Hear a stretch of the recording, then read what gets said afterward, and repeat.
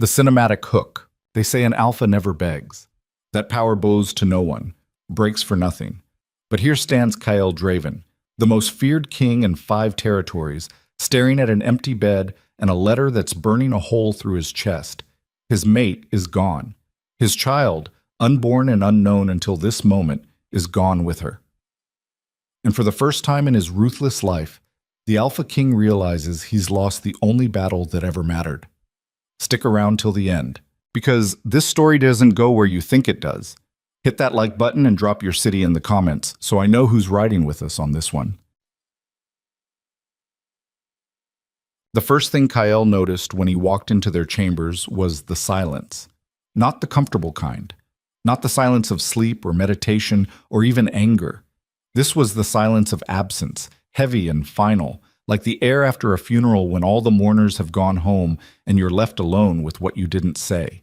He stood in the doorway, still wearing his council robes, still carrying the weight of a 12-hour session where old wolves argued about tax reforms and border disputes like any of it actually mattered. His jaw ached from clenching it. His temples throbbed from listening to Elder Garrett drone on about maintaining traditions while the southern packs grew restless. Lyra's scent lingered in the room, but it was fading, going stale. That wasn't right. She should be here. She was always here when he returned, curled up in the reading chair by the window or asleep in their bed with a book fallen open on her chest. Kael moved into the room, his boots silent on the thick carpet. The bed was made. Military corners, not a wrinkle in sight. Lyra never made the bed like that. She'd pull the covers up haphazardly, leaving lumps and valleys, and he'd always smoothed it out after her with a mixture of irritation and something softer he refused to name. His chest tightened. On the pillow, his pillow, lay a single folded piece of paper. He stared at it for longer than he should have, some primal part of his wolf brain screaming danger, screaming run, screaming that once he picked up that paper, everything would change. But alphas don't run. Alphas don't hesitate. He crossed the room in 3 strides and snatched it up. The handwriting was Lyra's. Neat, controlled, each letter precisely formed. She'd always had good penmanship, the result of a childhood spent in a minor pack where education actually mattered. Not like the warriors he'd grown up with, whose letters looked like claw marks. Kael, I'm leaving. Not because I'm angry, though I have every right to be. Not because I hate you, though some days I've come close. I'm leaving because I'm tired of being invisible in my own life. You chose your throne over me every single day for 3 years. You chose council meetings and political alliances and the approval of wolves who'll be dust in 50 years while I sat in this room and waited for you to choose me just once. I know what you'll say, that you were building something, that you were securing our future, that everything you did was for the kingdom, for the pack, for legacy. But Kael, I was never asking you to abandon your crown. I was asking you to see me while wearing it. Last night, I found out I'm carrying your child. I sat on the bathroom floor at 3 a.m. staring at the test, and my first thought wasn't joy or fear. It was, how long will it take him to notice? So I'm making it easy for you. You won't have to choose anymore between your throne and your family, because your family is leaving. Raise your kingdom. Build your legacy. Just do it without me. Don't look for me. I mean that. You'll only find someone who stopped believing you could love anything more than power. Lyra Kael read it twice. 3 times. The words didn't change. His hands started shaking. Not a tremor, not the slight shake of fatigue or age, but a violent trembling that spread from his fingers to his wrists to his entire body. The paper crumpled in his grip. Pregnant. She'd been pregnant and he hadn't known, hadn't noticed, hadn't paid enough attention to the woman he'd bound himself to in front of the moon goddess, and every pack in the kingdom to see that she was carrying his child. How long will it take him to notice? The words were a knife between his ribs, precise and fatal. He spun toward the door, letter still clenched in his fist. Lyra. He threw the door open and nearly collided with Marcus, his beta, who'd clearly been standing guard outside. Marcus took one look at Kael's face and went rigid. Where is she? The beta's expression asked without words. Gone? Kael's face answered. How long? Don't know. Marcus's jaw tightened. The bond between Alpha and Beta meant they rarely needed full sentences. The Beta could read Kael's emotional state like a book, and right now that book was screaming panic in a language Kael had never learned to speak. When did you last see her? Kael managed to grind out. Yesterday afternoon. She was in the library. Seemed fine, quiet, but Lyra's always quiet. And you didn't think that was strange. It wasn't a question. It was an accusation, and they both knew it. Marcus held his ground. With all due respect, Alpha, I'm not her keeper. That's supposed to be your job. The words hung in the air like gun smoke. Kael could have ripped Marcus's throat out for the insubordination. Should have, by traditional law. An Alpha doesn't tolerate that kind of challenge, especially not in front of anyone who might be listening. But Marcus was right, and they both knew that too. How long ago did she leave? Kael asked, forcing his voice level. Marcus pulled out his phone, pulled up security footage with the efficiency of a wolf who'd clearly already been checking. The timestamp says her car left the south gate at 4:47 a.m., 7 hours ago. 7 hours. She had 7 hours on him. In 7 hours, she could be anywhere. The northern territories were vast, wild, filled with places even his best trackers couldn't follow. Did she take anything? Kael asked. One bag. Clothes, some books, her mother's jewelry box, left everything you ever gave her. That hurt worse than it should have. He'd given her plenty over the years. Not thoughtful things, not romantic things, but expensive things. Jewels and dresses and a custom car she never drove.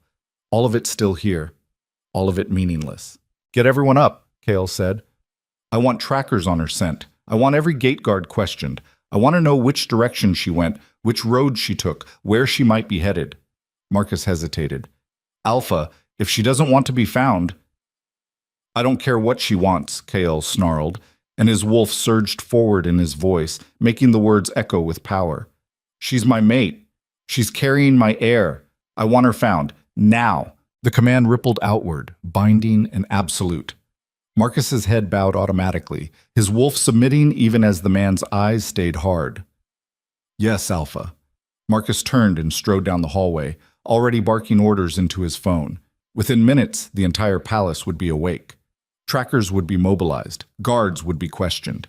The most efficient manhunt in Crimson Moon history would begin.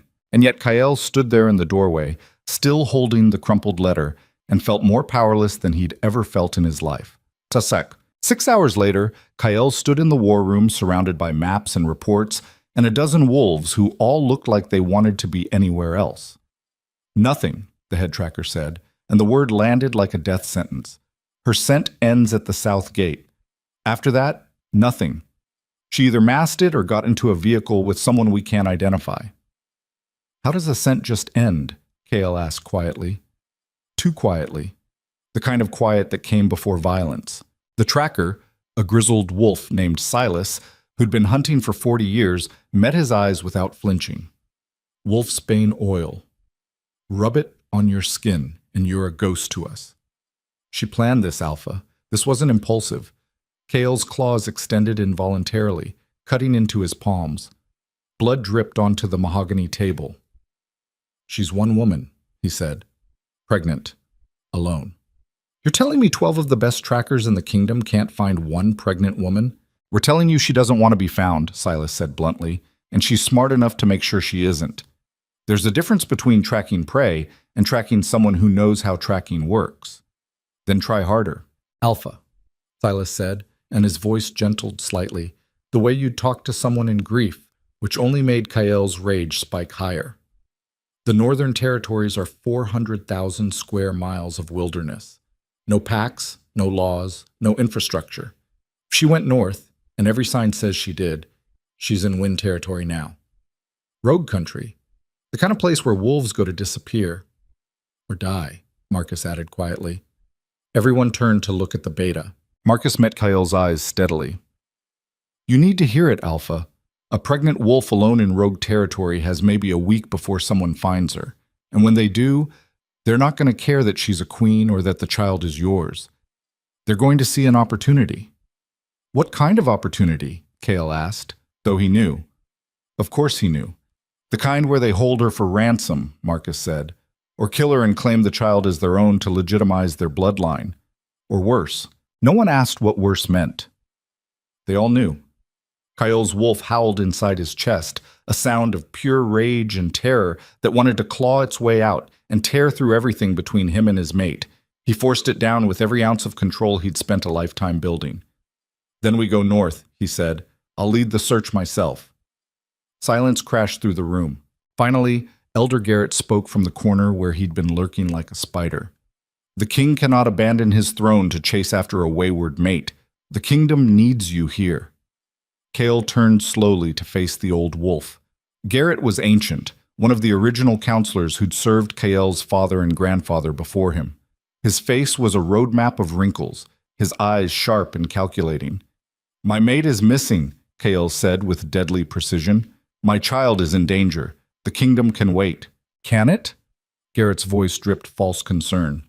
"The southern packs are restless. The eastern borders report rogue activity. The trade agreements with the Silver Fang pack expire in 2 weeks. You leave now and you'll return to chaos." "Then you handle it," Kael snapped. "That's what I pay you for." "We are advisors, Alpha, not rulers. The council cannot make decisions in your absence. Tradition." "Screw tradition," Kael roared, and his power exploded outward, rattling the windows and driving every wolf in the room to their knees.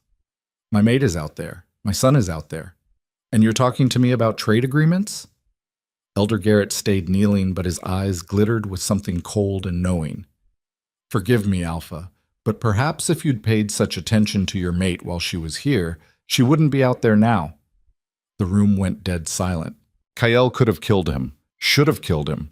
His claws were already out, his wolf already surging forward, ready to paint the walls with the old bastard's blood.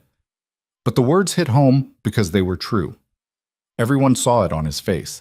The moment the Alpha King realized he had no defense, no justification, no argument that would hold water. He'd neglected his mate. He'd chosen wrong. And now she was gone. "Get out," he said, his voice barely above a whisper. "All of you. Out." They fled. Even Marcus hesitated only a second before following the others, leaving Kael alone with maps that meant nothing and a crumpled letter he'd been carrying in his pocket like a talisman. He smoothed it out on the table, read it again. "I was asking you to see me while wearing it." When had he stopped seeing her? When had the woman who'd challenged him at their first meeting, who'd stood in front of his throne and called him out for his arrogance, who'd kissed him in the rain after their binding ceremony like he was the only thing that mattered in the world, when had she become invisible? He tried to remember the last time they'd had a real conversation. Not the perfunctory "how was your day" exchanges while he dressed for another meeting, but an actual conversation where he'd asked her opinion and listened to the answer. Weeks ago? Months? He tried to remember the last time he'd touched her with intention, not just the absent-minded kiss on the forehead before bed or the automatic hand on her back at public events, but really touched her, held her, made her feel like she mattered. The memories wouldn't come. 3 years of marriage, and what did he have to show for it? A cold bed, a letter full of justified accusations, and a mate who'd rather risk rogue territory than spend another day at his side. His phone buzzed. "Marcus. Alpha. We found something." "What?" "Security footage from a gas station 40 miles south. Lyra stopped there around 6 a.m., paid cash, bought supplies. She wasn't alone." Kael's blood went cold. Who was with her? "Don't know yet. Male, mid-30s, no pack scent we recognize. They seem familiar." He put his hand on her back when they walked to the car. "Find out who he is," Kael growled. "I want a name, a pack, a history. I want to know everything. Already on it. But Alpha, there's something else." "What?" "She's not hiding. She stopped at a gas station in broad daylight, used her real credit card before switching to cash, smiled at the camera. She wanted us to see her. Why would she want that?" "Because she's sending a message," Marcus said quietly. "She's showing you she's fine, that she's safe, that she chose this. Or she's telling me to stop looking," Kael said. "Maybe. Or maybe she's testing whether you will." Kael didn't sleep that night. He stood in front of the windows in his office, watching the moon arc across the sky, and tried to figure out when everything had gone so wrong. He'd been raised to be Alpha. His father had drilled it into him from childhood. The pack comes first, always. Your wants, your needs, your happiness. None of it matters compared to the survival of the whole. So when Kael took the throne at 23 after his father's death, he'd done exactly what he'd been taught. He dedicated himself completely to the kingdom. Every decision, every sacrifice, every moment of every day had been in service to making Crimson Moon the strongest pack in the territories. And it had worked. Under his rule, they'd expanded their borders, secured crucial alliances, crushed 3 challenges from rival packs, and built an economy that made them the envy of every alpha from here to the coast. He'd done everything right. So why did it feel like he'd lost everything that mattered? The door opened behind him. He didn't turn. "You look like hell," Marcus said. "Haven't slept." "Neither have I." "Got updates." Kale finally turned. His beta looked haggard, dark circles under his eyes, his usually neat hair disheveled. "The male in the footage is named Derek Thorne," Marcus said, pulling up something on his tablet.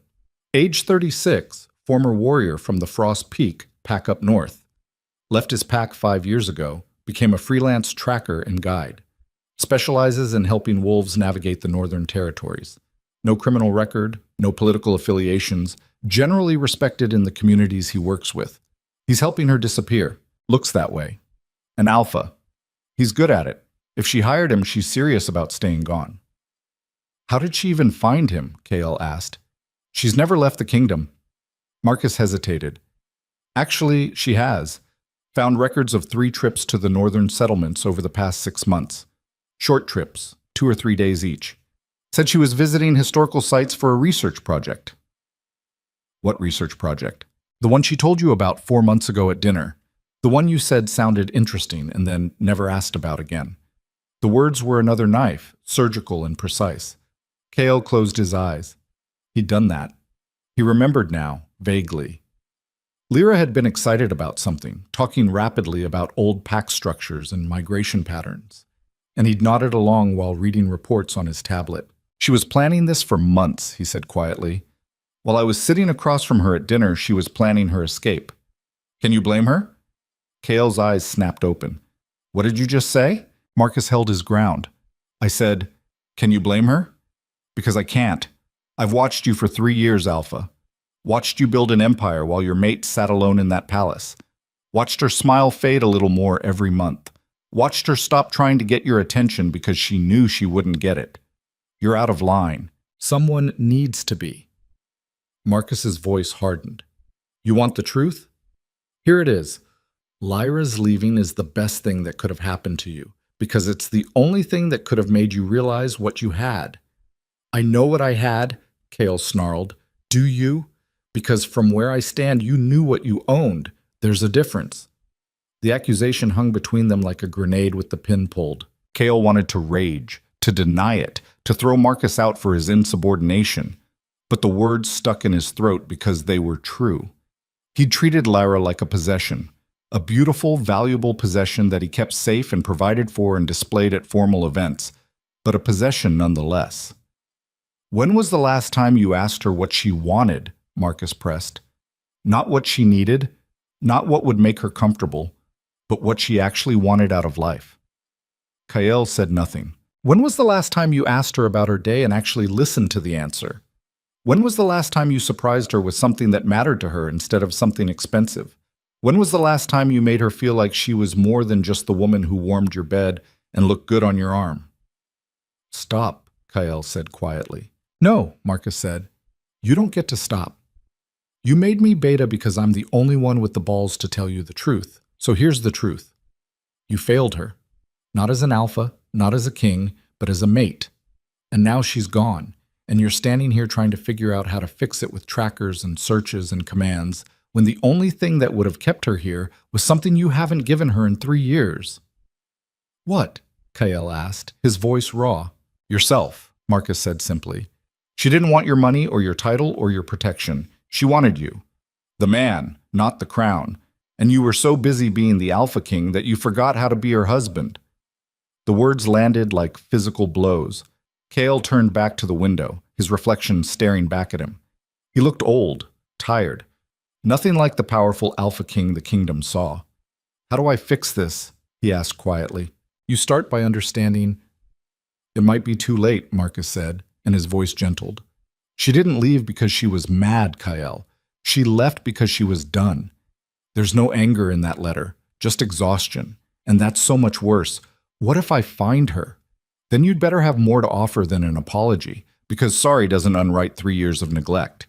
You're going to have to prove you've changed, and that's going to take time she might not be willing to give you. The baby is leverage you don't get to use, Marcus cut in sharply. You don't get to guilt her into coming back because of the child. If you find her, if she listens to you, it has to be because she wants to, not because she feels obligated. Then what do I do?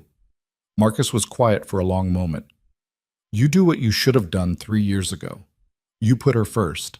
Not the kingdom, not the pack, not tradition or duty or legacy. Her. And you hope to the goddess that it's enough. 48 hours after Lyra disappeared, Kael received the first threat. It came in a plain envelope, delivered to the palace gates by a runner who vanished before guards could question him. No return address, no signature, just a single page written in crude block letters. We have your female. The heir she carries is worth more than gold. Deliver 500,000 in unmarked bills to the dead oak at Raven's Crossing by midnight tomorrow, or we start sending pieces. Kael read it 3 times, his hands completely steady, his face carved from stone. Marcus stood beside him, equally still. It's a bluff, the beta said finally. We'd have heard whispers if rogues actually grabbed her. The Northern Territories talk. Maybe, Kael said, or maybe they grabbed her before word could spread. Either way, we can't ignore it. No, we can't. Kael pulled out his phone, made 3 calls. Within an hour, a team of his best warriors was assembled in the war room, armed and ready to move. The dead oak at Raven's Crossing was 200 miles north, deep in rogue territory. If this was real, if they actually had Lyra, it would be a trap. Rogues didn't just ask for money and walk away. They'd take the payment and kill the hostage anyway, or demand more, or use the meeting to ambush whoever showed up. But if there was even a chance... I'm going, Kael said. Like hell you are, Marcus replied immediately. You send a team. You don't walk into a trap personally. If they have her, I need to be there. If they have her, they'll kill you both and claim the throne through your child. Use your head, Kael.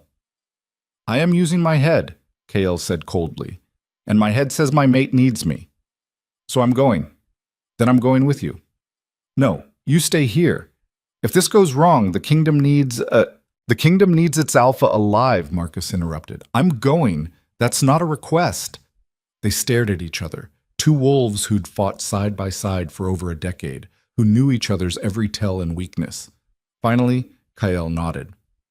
Fine. You, me, and 6 warriors. We leave in an hour.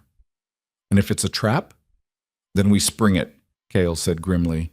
And we make sure whoever said it regrets it. Mkok. Raven's Crossing was exactly as miserable as Kael remembered.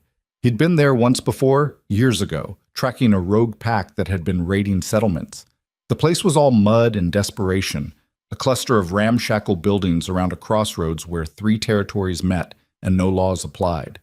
The dead oak stood at the northern edge, a massive tree that had been struck by lightning decades ago and somehow survived, its blackened branches reaching toward the sky like claws. Kael and his team arrived 30 minutes before midnight.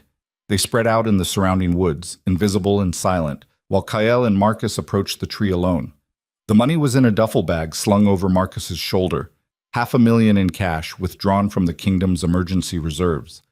Kael had considered bringing counterfeits, but if this was real, if they actually had Lyra, he wasn't going to risk her life over money. They waited. Midnight came and went. 15 minutes later, figures emerged from the darkness. 5 of them, all male, all radiating the barely controlled violence of rogues who'd been surviving outside pack law for too long. Their leader was huge, easily 6'5", with scars crisscrossing his face and arms that looked like tree trunks. You the alpha? He asked, his voice like gravel. I am, Kael said. Where's my mate? The rogue grinned, showing broken teeth. First things first. You bring the money? Marcus held up the duffel bag. Toss it here. You show me my mate first. The rogue's grin widened. That's not how this works, Your Majesty. You don't make demands. We do. Then we walk, Kael said flatly, and turned to go. Wait. Kael stopped, didn't turn around. Fine, the rogue growled. Show him. One of the other rogues pulled out a phone, played a video. It was dark, grainy, but Kael could make out a figure tied to a chair in what looked like a basement. Female. Long hair, pregnant belly visible under her shirt. His wolf roared. "Is she hurt?" he asked, his voice deadly quiet. "Not yet. But she will be if you don't hand over that bag." Marcus tossed the duffel. It landed at the rogue's feet. The leader opened it, rifled through the cash, nodded in satisfaction. "Pleasure doing business." "Where is she?" Kael demanded. The rogue looked up and his grin turned predatory. "Oh, didn't I mention? That wasn't your mate in the video. That was some pregnant bitch we grabbed from a settlement yesterday. You're female? We don't have her. But thanks for the donation to the Rogue Retirement Fund." The forest exploded into violence. Kael's warriors dropped from the trees like avenging angels. The rogues tried to fight back, but they were outnumbered and outmatched. Within 90 seconds, all 5 were on the ground, bleeding and broken. Kael stood over the leader, his boot on the wolf's throat, his claws extended. "Last chance," he said quietly. "Do you know anything about my mate? Or was this all just a scam?" The rogue spat blood. "Just a scam. Heard you were looking for her. Figured we'd cash in. Don't know where she is, don't care." Kael pressed down harder. The rogue choked, his eyes bulging. "Alpha," Marcus said quietly. "He's telling the truth." Kael knew he was. He could hear the man's heartbeat, smell his fear. This was just an opportunistic bastard who'd seen a chance to make easy money off a desperate king. He lifted his boot. "Take them to the cells," he told his warriors. "They can rot there until I decide what to do with them." As the warriors dragged the rogues away, Kael stood in the darkness, breathing hard, trying to control the rage and fear warring in his chest. "This is what it's going to be," Marcus said quietly. "Every rogue with a grudge or a debt is going to come after her now that word's out she's missing. She's the biggest target in 5 territories. Then we find her first," Kael said. "And when we do? What then?" Kael looked at his beta, and for the first time since this nightmare started, he let the mask slip. Let Marcus see the fear underneath. "Then I pray she gives me a chance to fix what I broke," he said. "Because if she doesn't..." He didn't finish. He didn't have to. If Lyra didn't give him a second chance, if she looked him in the eye and told him she was done, that he'd used up all his chances and she'd rather raise their child alone in the wilderness than come back to him, he didn't know what he'd do. Didn't know if there was any point to the crown, the kingdom, the power he'd sacrificed everything to maintain, if the only thing that mattered was gone. For the first time in his life, Alpha King Kael Draven understood what it meant to be powerless. And it was destroying him. The rain started 3 days after the failed ransom trap, and it didn't stop. Kael stood in his office watching water stream down the windows, distorting the kingdom beyond into something unrecognizable. Fitting. Everything felt distorted now. Wrong. Like he'd been living in a house with a cracked foundation for years, and only noticed when the whole structure started collapsing. The door opened without a knock. Only one wolf in the kingdom had that privilege. "We got a hit," Marcus said. Kael turned so fast his coffee sloshed over the rim of his mug. "Where?" "Settlement called Broken Ridge, about 300 miles northeast. One of our informants saw a pregnant female matching Lyra's description 2 days ago. She was buying supplies. Alone. Not with Derek Thorne, the guide she'd hired. That bothered Kael more than it should have. If she'd parted ways with her escort, that meant she was either confident enough to navigate rogue territory solo or desperate enough that she didn't have a choice. Neither option was good. "How reliable is this informant?" Kael asked. "Reliable enough. He's a merchant who does trade runs between territories. Saw her at a general store. Said she looked tired but healthy. Paid cash, didn't talk much, left heading west toward the mountain passes." The mountain passes. Jesus. That was hardcore wilderness, the kind of terrain that killed experienced trackers. And Lyra was pregnant, alone, heading straight into it. His wolf clawed at his insides, howling to chase, to hunt, to find his mate, and drag her back to safety whether she wanted it or not. The instinct was so strong it made his bones ache. But that's exactly what would drive her further away. "Get a team ready," Kael said. "Small. 4 wolves max. We leave in an hour." "You're going yourself again," Marcus said. It wasn't a question. Yes, the council won't like it. The council can go to hell, Kale said flatly. I've given them 3 years of my life. They can survive a few days without me. A few days. Marcus's tone was carefully neutral. You think you'll find her that fast? I think if I don't find her soon, someone else will. And I won't like what they do when they find her. The words hung heavy between them. Kale set down his coffee, moved to the weapons cabinet, started pulling out gear. A tactical vest. Knives. A handgun loaded with silver rounds, illegal as hell, but necessary in rogue country, where pack law didn't mean shit. You know what's going to happen if you find her, Marcus said quietly. What? She's going to tell you to leave. And you're going to have to decide whether you respect that or whether you force her to come back. I won't force her, Kale said. Won't you? The question stopped Kyle cold. He looked at his beta, at the wolf who'd known him since they were teenagers sparring in the training grounds, who'd seen him at his best and worst, who knew exactly what kind of male lived under the Alpha King mask. I want to say I won't, Kyle admitted. I want to believe I'm better than that. But the truth is, I don't know what I'll do when I see her, when I see my child, when I'm standing in front of the only thing that matters and she tells me to walk away. Then figure it out now, Marcus said, before you're face to face with her. Because if you make the wrong choice, if you let your wolf override your humanity, you won't just lose her. You'll prove every fear she had about you was justified. Thoughts. They found Broken Ridge at sunset on the 4th day. It wasn't much. 24 buildings clustered around a central square, surrounded by forest so thick it looked black. The kind of place where wolves came to disappear, to hide from packs and laws and the consequences of whatever they'd done to end up here. Kyle and his team came in quietly, dressed in civilian clothes, no pack markers, just travelers passing through. Drawing attention here was a good way to end up dead in a ditch. The general store was easy to find, only one in town. The owner was a grizzled old wolf with one eye and hands scarred from hard labor. He looked up when they entered, took one look at Kyle, and his remaining eye narrowed. You're Alpha, he said. Not a question. Kale could have lied, should have lied, but something in the old wolf's gaze said he'd see through it anyway. I am, Kale said, but I'm not here on pack business. The owner snorted. Alpha's always on pack business. That's the job. Not today. Today I'm just a male looking for his mate. That got the old wolf's attention. He studied Kyle for a long moment, then jerked his chin toward the back room. Come on, your boys stay here. Marcus started to protest, but Kyle waved him off. It's fine. The back room was cramped and smelled like tobacco and old leather. The owner gestured to a chair, poured 2 glasses of something amber and potent, pushed one across the table. Drink, he said. You look like you need it. Kyle did.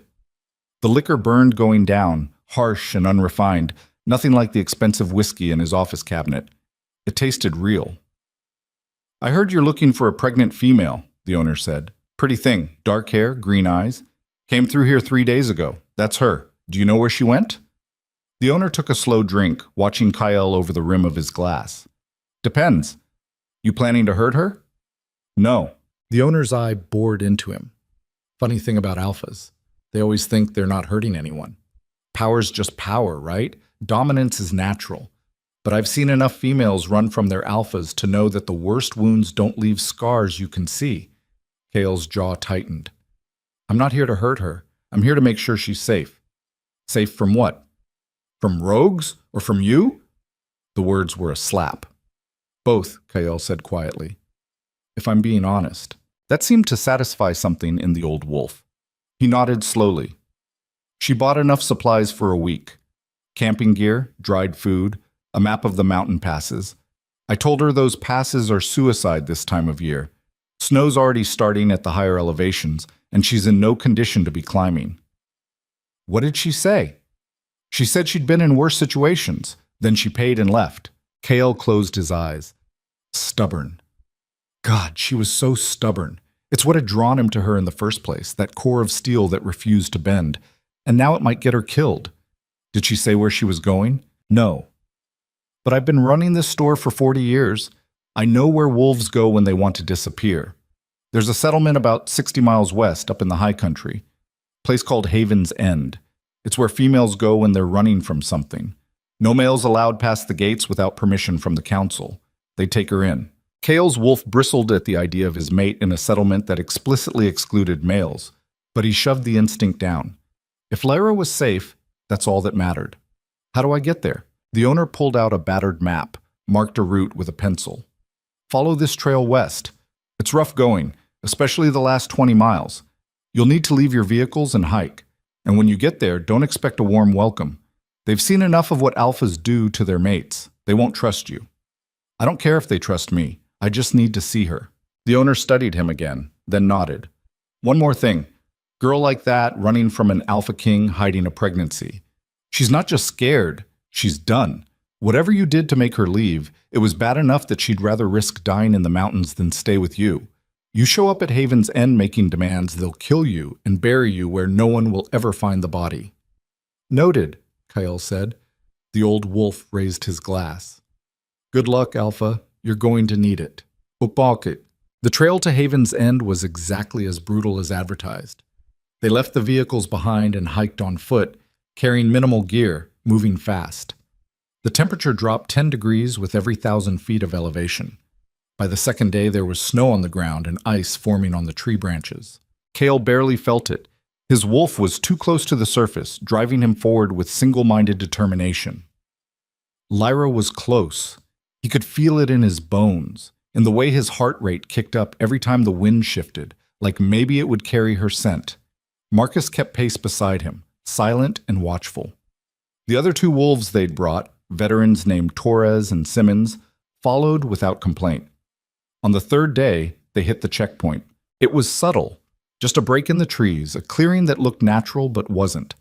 Kyle caught the scent of wolves watching from the shadows, heard the nearly silent click of safeties being released. He stopped, raised his hands. "We're not here for trouble," he called out. "I'm looking for someone." A figure stepped out of the trees. Female, mid-40s, built like a fighter with scars on her arms and a rifle in her hands. Behind her, 3 more females materialized, all armed, all watching with the kind of wariness that came from experience. "You're Alpha," the leader said. "I can smell it from here." "I am. My name is Kyle Draven. I'm looking for my mate." "Your mate," the female repeated, and something cold slid into her voice. "Let me guess." "She ran. You followed. Now you want to drag her back." "No," Kale said. "I want to make sure she's safe." "Safe from what?" "From rogues, from wolves who'd use her to get to me, from the dangers of traveling alone while pregnant, but not safe from you." The accusation landed like a physical blow. Kale lowered his hand slowly. "I know what you think of me, what you think of alphas in general, and maybe you're right. Maybe I am the danger she needs protecting from. But she's carrying my child, and she's alone in territory that will kill her if she makes one wrong move. So you can shoot me if you want, but I'm not leaving until I know she's okay." The female studied him for a long moment. Then she lowered her rifle. "Your mate's not here," she said. Kale's stomach dropped. "What? She came through 3 days ago. We offered her sanctuary. She turned us down." "Why?" The female's expression shifted into something almost sympathetic. "Because she said if she stayed in one place, you'd find her eventually, and she wasn't ready to face you." "Where did she go?" "Further west, into the deep country. There's nothing out there but wilderness and old ruins. It's where wolves go when they want to make sure they're never found." "She can't survive out there alone," Kyle said, and he heard the desperation creeping into his voice. "She's pregnant. The weather's turning. She doesn't have the skills." "She has a guide," the female interrupted. "Male named Derek Thorne. You know him?" Kale's hands clenched into fists. "Yes, I know him. He's good, one of the best. If anyone can keep her alive out there, it's him." That should have made Kyle feel better. It didn't, because Derek Thorne was keeping Lyra alive, keeping her safe, being everything Kale should have been. And the jealousy that ripped through him at that thought was so visceral it made him nauseous.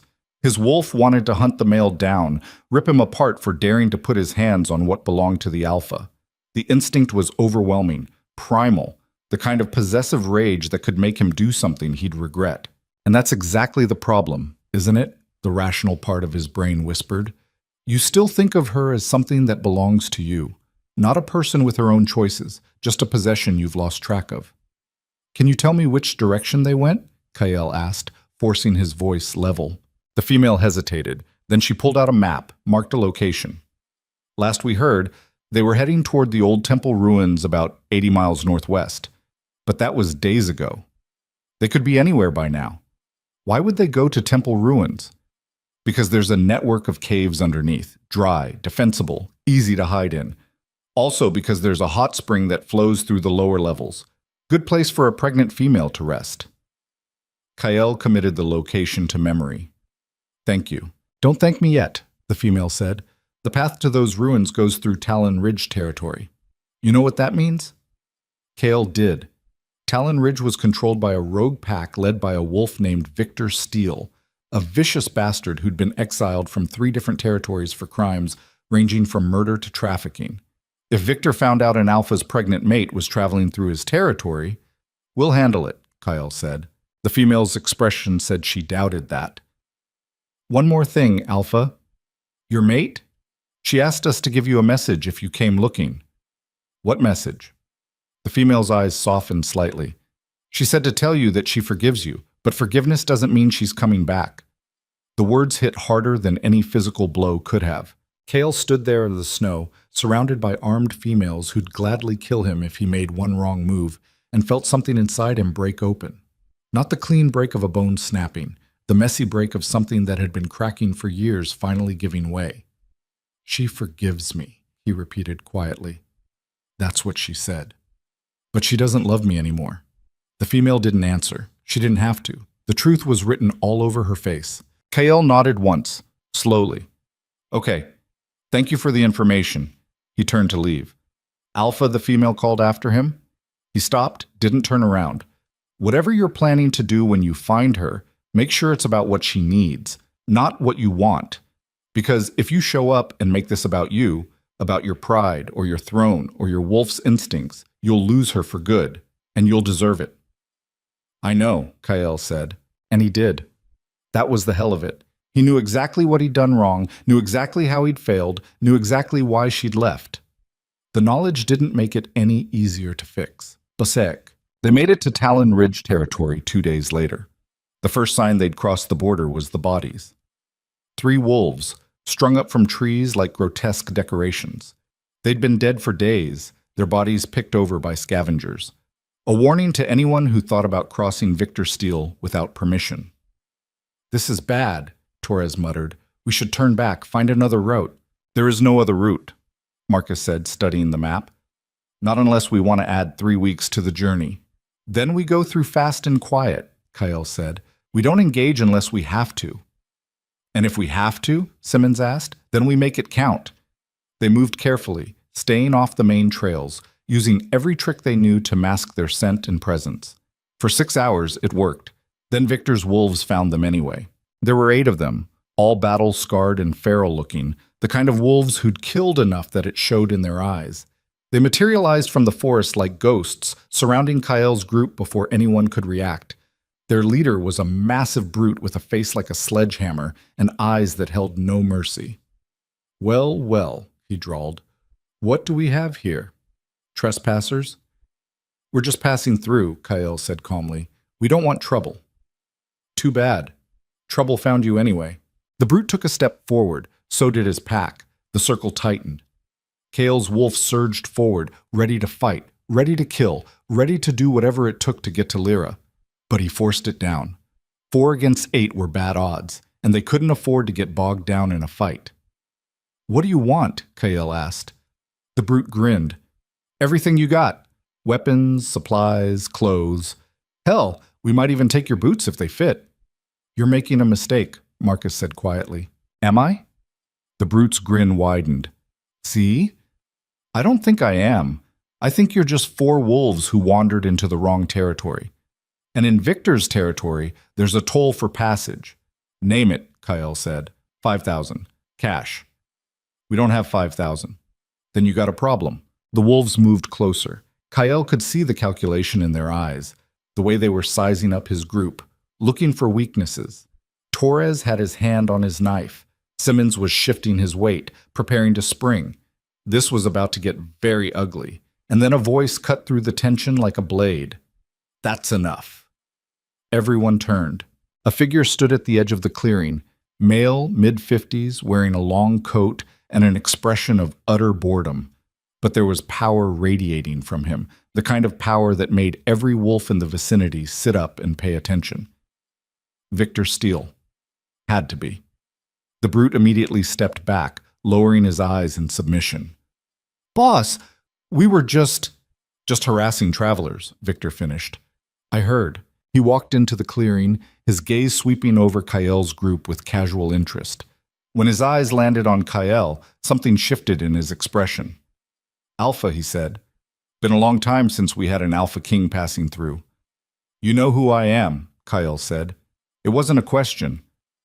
Everyone knows who you are, Draven. The question is, what the hell are you doing in my territory? Looking for someone. Aren't we all?" Victor pulled out a cigarette, lit it, took a long drag. "Let me guess. Female. Pregnant. Traveling with a guide named Derek Thorne." Kael's entire body went rigid. "You've seen her." "Maybe." Victor exhaled smoke slowly. "Question is, why should I tell you anything? Because if you don't, I'll tear your territory apart looking for her anyway. And that's going to be messy for both of us." Victor laughed. It was not a pleasant sound. "You got balls, I'll give you that. Coming into my territory, making threats. Most alphas have better survival instincts. I'm not most alphas." "No." Victor's smile faded. "No, you're not. You're the alpha who let his pregnant mate run away into rogue country. That takes a special kind of stupid." The insult should have made Kael angry. Instead, it just made him tired. "You're right," he said. "I was stupid. I was arrogant.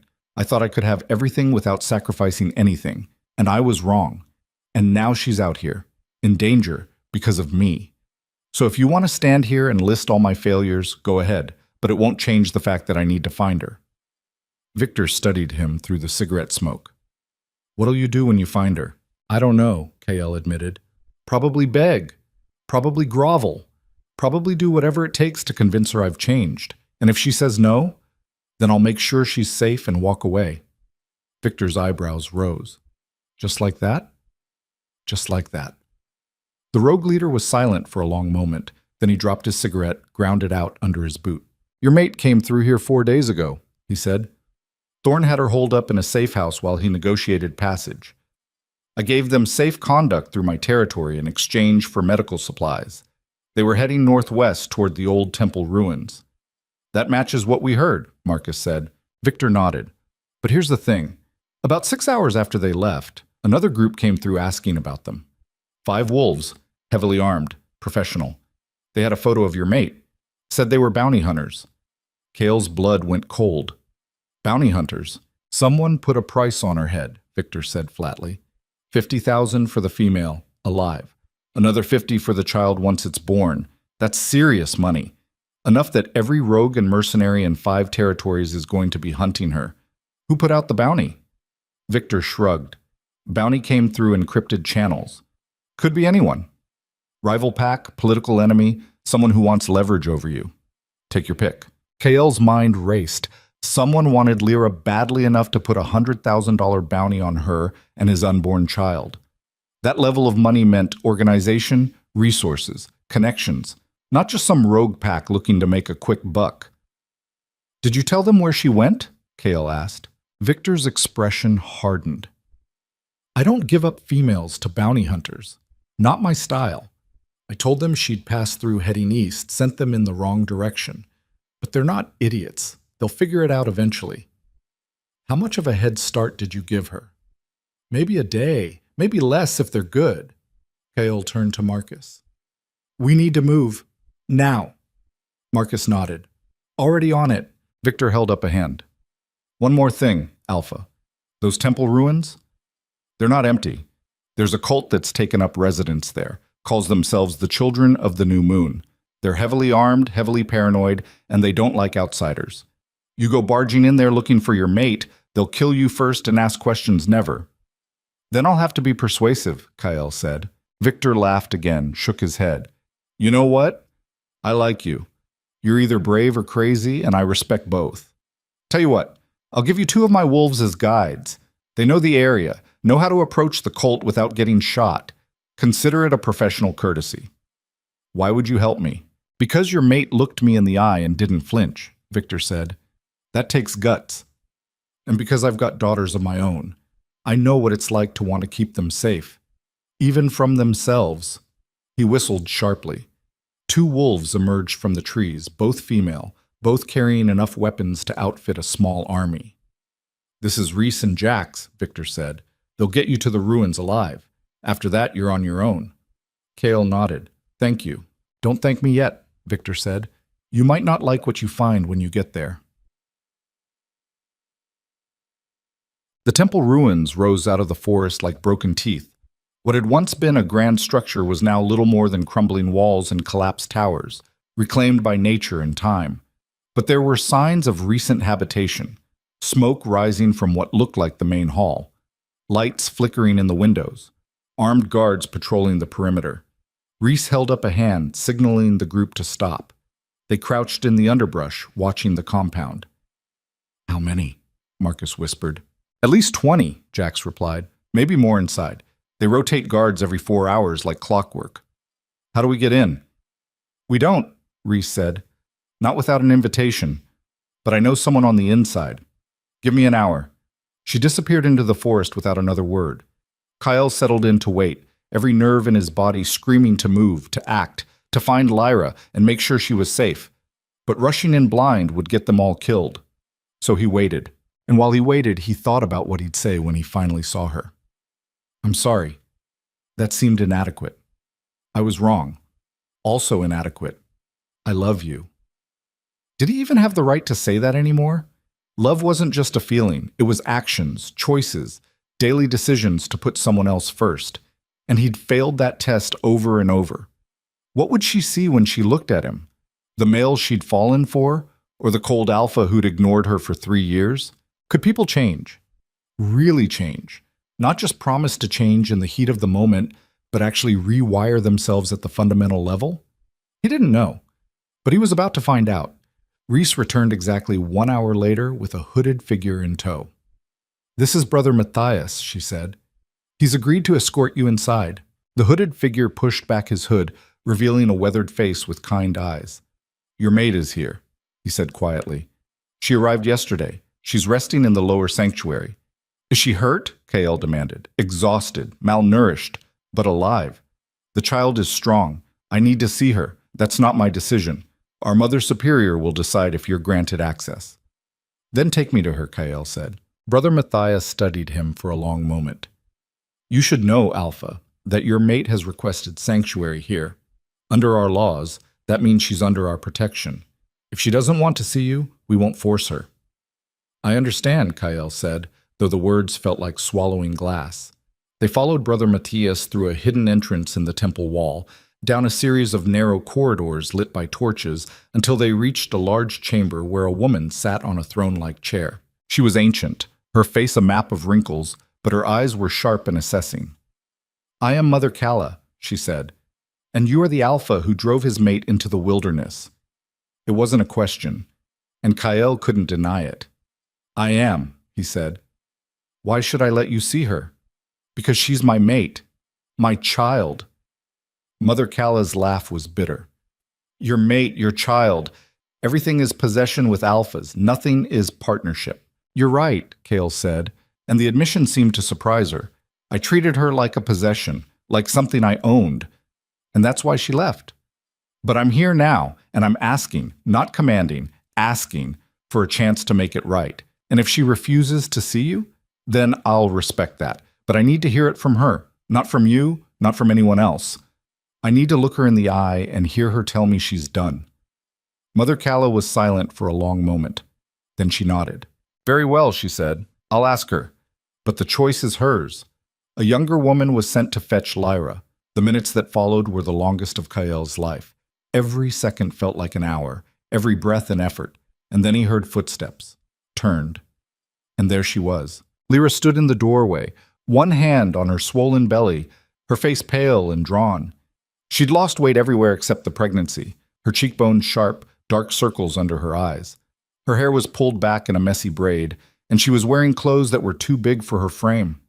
She looked exhausted, beautiful, alive. And when her eyes met his, Kael saw absolutely nothing there. No anger, no love, no recognition, just emptiness. "Hello, Kael," she said quietly. Her voice was steady, emotionless, the voice of a stranger. "I was wondering when you'd find me." That emptiness in her eyes was worse than hatred. Kael had prepared himself for anger, for tears, for her to scream at him or throw things or tell him exactly how much damage he'd caused. He could have handled rage. Rage meant she still felt something, even if that something wanted to hurt him back. But this hollow neutrality, this complete absence of emotion when she looked at him, this was death. The death of everything they'd been, everything they could have been. "Lyra," he said, and his voice came out rough, fractured. His wolf was howling inside his chest, trying to reach her, trying to connect with the mate bond that had once thrummed between them like a living thing. But there was nothing, just silence where music used to be. She didn't move from the doorway, didn't step closer, didn't step back, just stood there with one hand on her belly, the other hanging loose at her side, and looked at him like he was a stranger she'd once known a long time ago. Mother Calla cleared her throat. "I'll give you privacy. But Alpha, you'll remain in this chamber. My guards are outside. Any attempt to force your mate to leave with you will end badly for everyone involved." "Understood," Kael said, not taking his eyes off Lyra. The old woman left, taking her attendants with her. The door closed with a heavy thud that echoed through the stone chamber. They were alone. Marcus had stayed outside with the others. This conversation, this reckoning, was between mates only. No witnesses, no buffers, just two wolves and 3 years of damage laid bare. "You look tired," Kael said, because he didn't know how else to start. "I am tired," Lyra replied. Her voice was steady, matter-of-fact. "I've been running for 2 weeks, sleeping in cars and safe houses and caves, trying to stay ahead of you and everyone else who wants to drag me back to a life I couldn't survive anymore." The words landed like body blows. "I wasn't trying to drag you back," Kael said.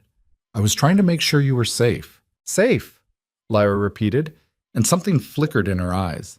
Not anger, not quite, but something sharp. "Safe from what, Kael? From rogues? From bounty hunters? Because you didn't seem concerned about my safety when I was sitting in our chambers every night waiting for you to come home. When I was eating dinner alone because you had another council meeting. When I was sleeping in an empty bed because you chose paperwork over your mate." "I know," Kael said. "I know I failed you. I know I was so focused on the kingdom that I forgot about the one person who should have mattered most." "Should have mattered," Lyra echoed, past tense. "That's honest, at least." She moved into the room, finally, her steps careful and measured. She looked heavier than just pregnancy weight, like exhaustion had settled into her bones and made a home there. She sat down on a stone bench, wincing slightly. Kael's instinct was to help her, to rush over and make sure she was comfortable, but something in her posture told him to stay where he was. "Why are you here?" Lyra asked. "And don't say it's because you love me. Don't insult us both with that." The words were a knife between his ribs. "I do love you," he said anyway. "You love the idea of me," Lyra corrected. "You love having a mate, having an heir on the way, having the perfect political partnership. But you don't love me. You don't even know me." "That's not true." Lyra laughed, but there was no humor in it. "Okay. Then tell me, what's my favorite book?" Kael opened his mouth, closed it. His mind went blank. "What's my favorite season?" Lyra pressed. "What am I afraid of? What makes me happy? What do I dream about?" Silence.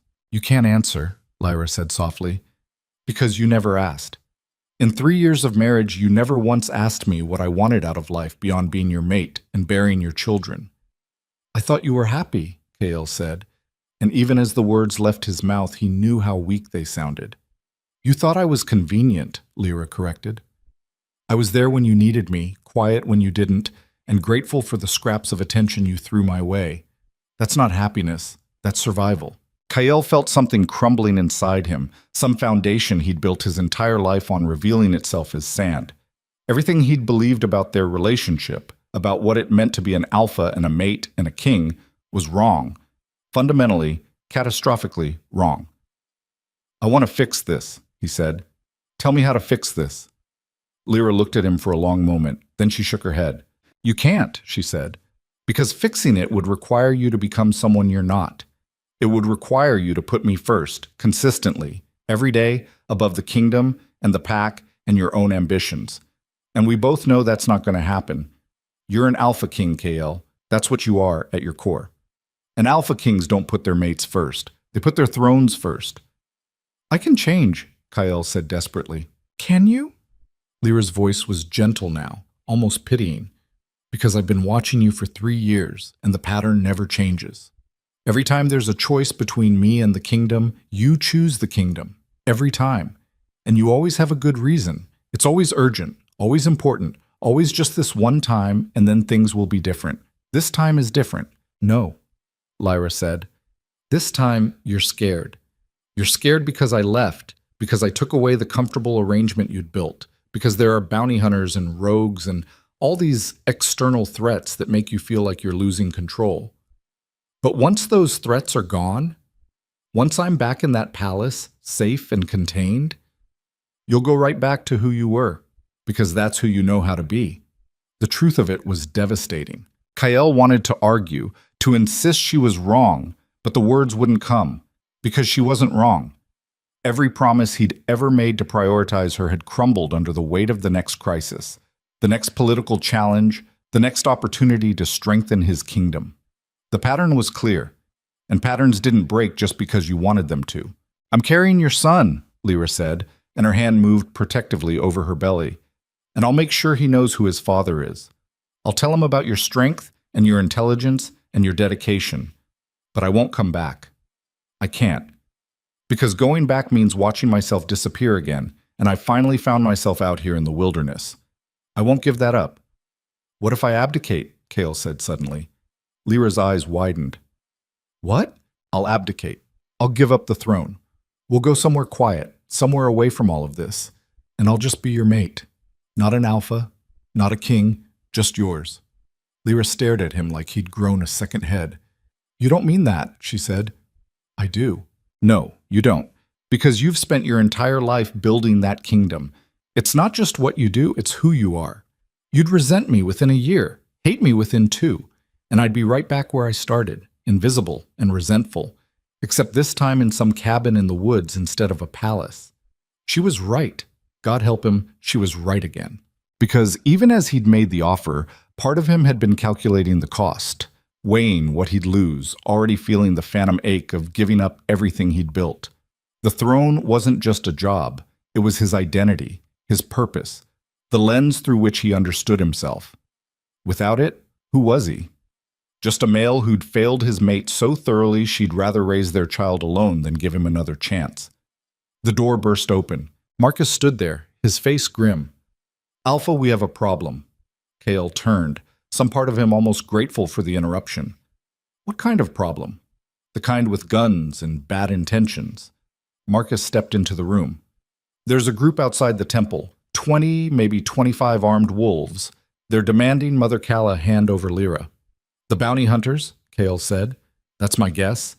And they're not being subtle about it. They've already killed 2 of the temple guards. Lyra stood up, her hand still on her belly, her face pale. They can't get in here. Mother Kala said this place is defensible. It is, Marcus agreed. But they're not trying to force their way in. They're setting up a siege. They'll wait us out, cut off supplies, and eventually the temple will have to surrender. How long do we have? Kael asked. Maybe a week. Maybe less if they cut the water supply. Kael's mind was already working through scenarios, calculating odds, mapping escape routes. This is what he was good at. Strategy, tactics, taking an impossible situation and finding a way through it. We need to get her out, he said. Tonight, before they finish setting up the perimeter. I'm not going anywhere with you, Lyra said flatly. Kael turned to face her. You don't have a choice. Those wolves out there are being paid $100,000 for you and our child. They'll wait as long as it takes, and when this temple runs out of food or water, Mother Kala will have to make a choice between protecting you and protecting her people. We both know which one she'll choose. She wouldn't, Lyra said, but her voice wavered. She would, Kael said bluntly. She should. 20 people shouldn't suffer because of one female and her problems. Then I'll turn myself in, Lyra said. I'll go to them. Make a deal. Absolutely not, Kael growled, and his alpha voice rolled through the chamber, making the stones vibrate. You're not going anywhere near those wolves. You don't get to give me orders anymore, Lyra snapped back, and her own power flared, Luna's strength meeting alpha dominance. I'm not your possession. The air between them crackled with competing energies. Marcus cleared his throat. As entertaining as this is, we're wasting time. Alpha, you need to make a decision. We fight our way out, we negotiate, or we wait and hope for a miracle. We can't fight, Kael said, not with Lyra pregnant, and I don't trust anyone outside those walls to negotiate in good faith. Then what? Marcus asked.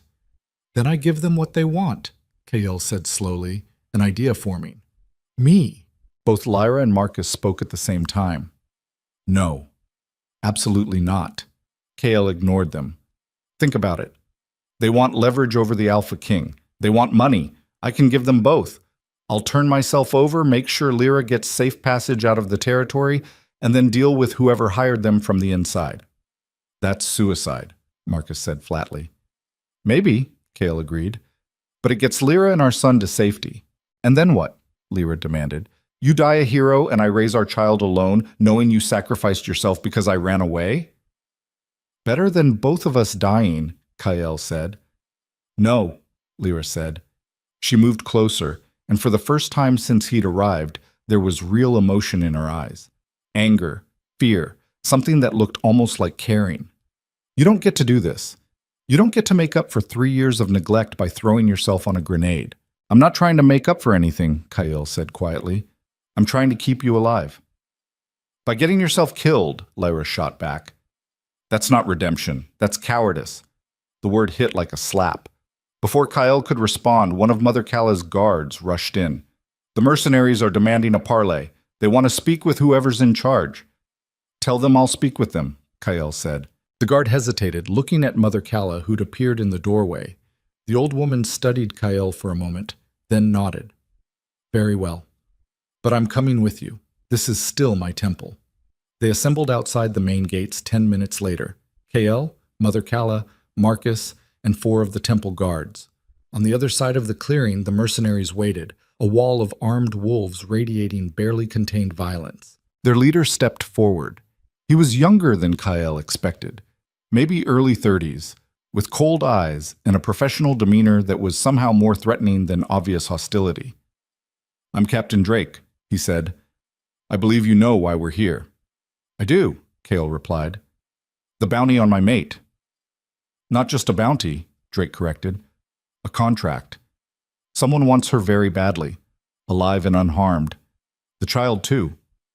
Who hired you? Kael demanded. That's confidential. I'll pay you double to walk away.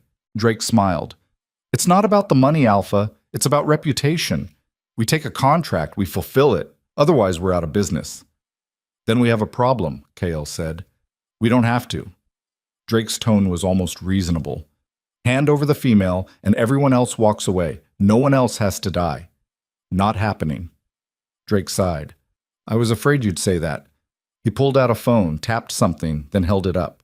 The screen showed security footage, recent footage, of the Crimson Moon Palace, of Elder Garrett in his private office, talking to someone off-screen. The volume was turned up loud enough for everyone to hear. The contract is simple, Garrett's voice crackled through the speaker. Retrieve the female and the child, keep them alive but isolated. The Alpha King will be so desperate to get them back, he'll agree to anything, including stepping down. The other voice, muffled but recognizable as one of the other council members, replied, And if he doesn't step down? Then we have his heir. We can raise the child ourselves, mold him into the kind of alpha we need, one who understands that the council's wisdom matters more than a king's pride. The recording cut off. Kael stood there, frozen, his mind struggling to process what he'd just heard. Elder Garrett.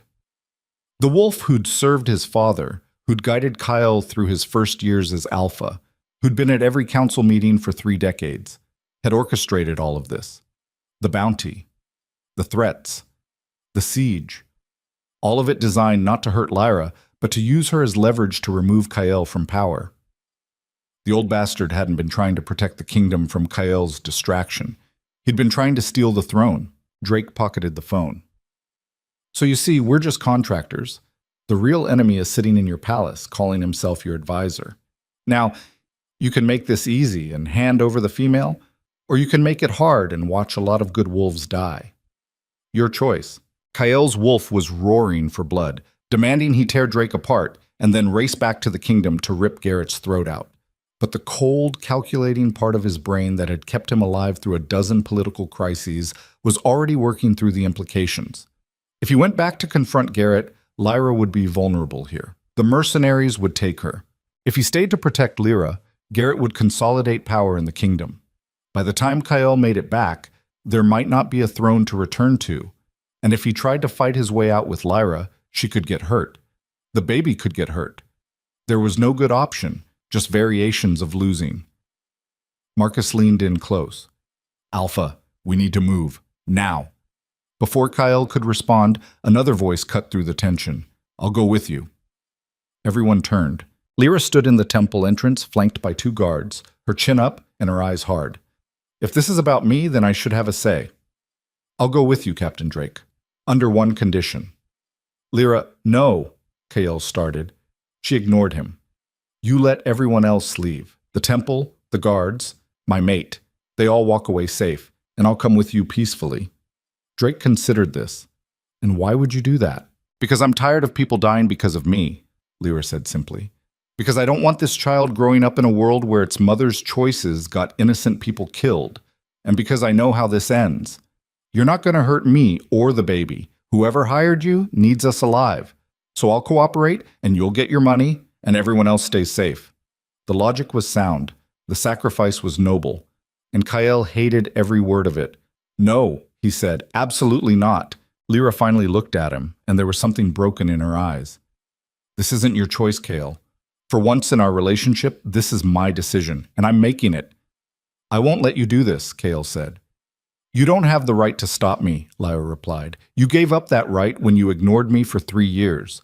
So I'm going to do what I think is best. For our child. For these people. And maybe even for you.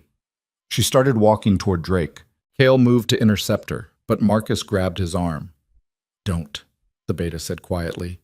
If you force her to stay, she'll hate you forever. And everything she said in that letter will be proven true. The words stopped Kael cold. Because Marcus was right. If he commanded her to stay, if he used his alpha authority to override her choice, he'd be proving that he still saw her as a possession, that he hadn't learned anything, that his love was just another form of control. But watching her walk toward those mercenaries, watching her put herself in danger to protect everyone else, watching her make the kind of sacrifice an alpha should make, but this time making it for him, it was destroying him. Lyra reached Drake. The mercenary looked almost impressed. You're either very brave or very stupid, he said. Probably both, Lyra replied. Do we have a deal? Drake nodded. We have a deal. He gestured to his wolves. Pack it up. We're leaving. Wait, Kael called out. Drake turned. I'm coming with you, Kael said. Lyra's eyes went wide. Kael, no.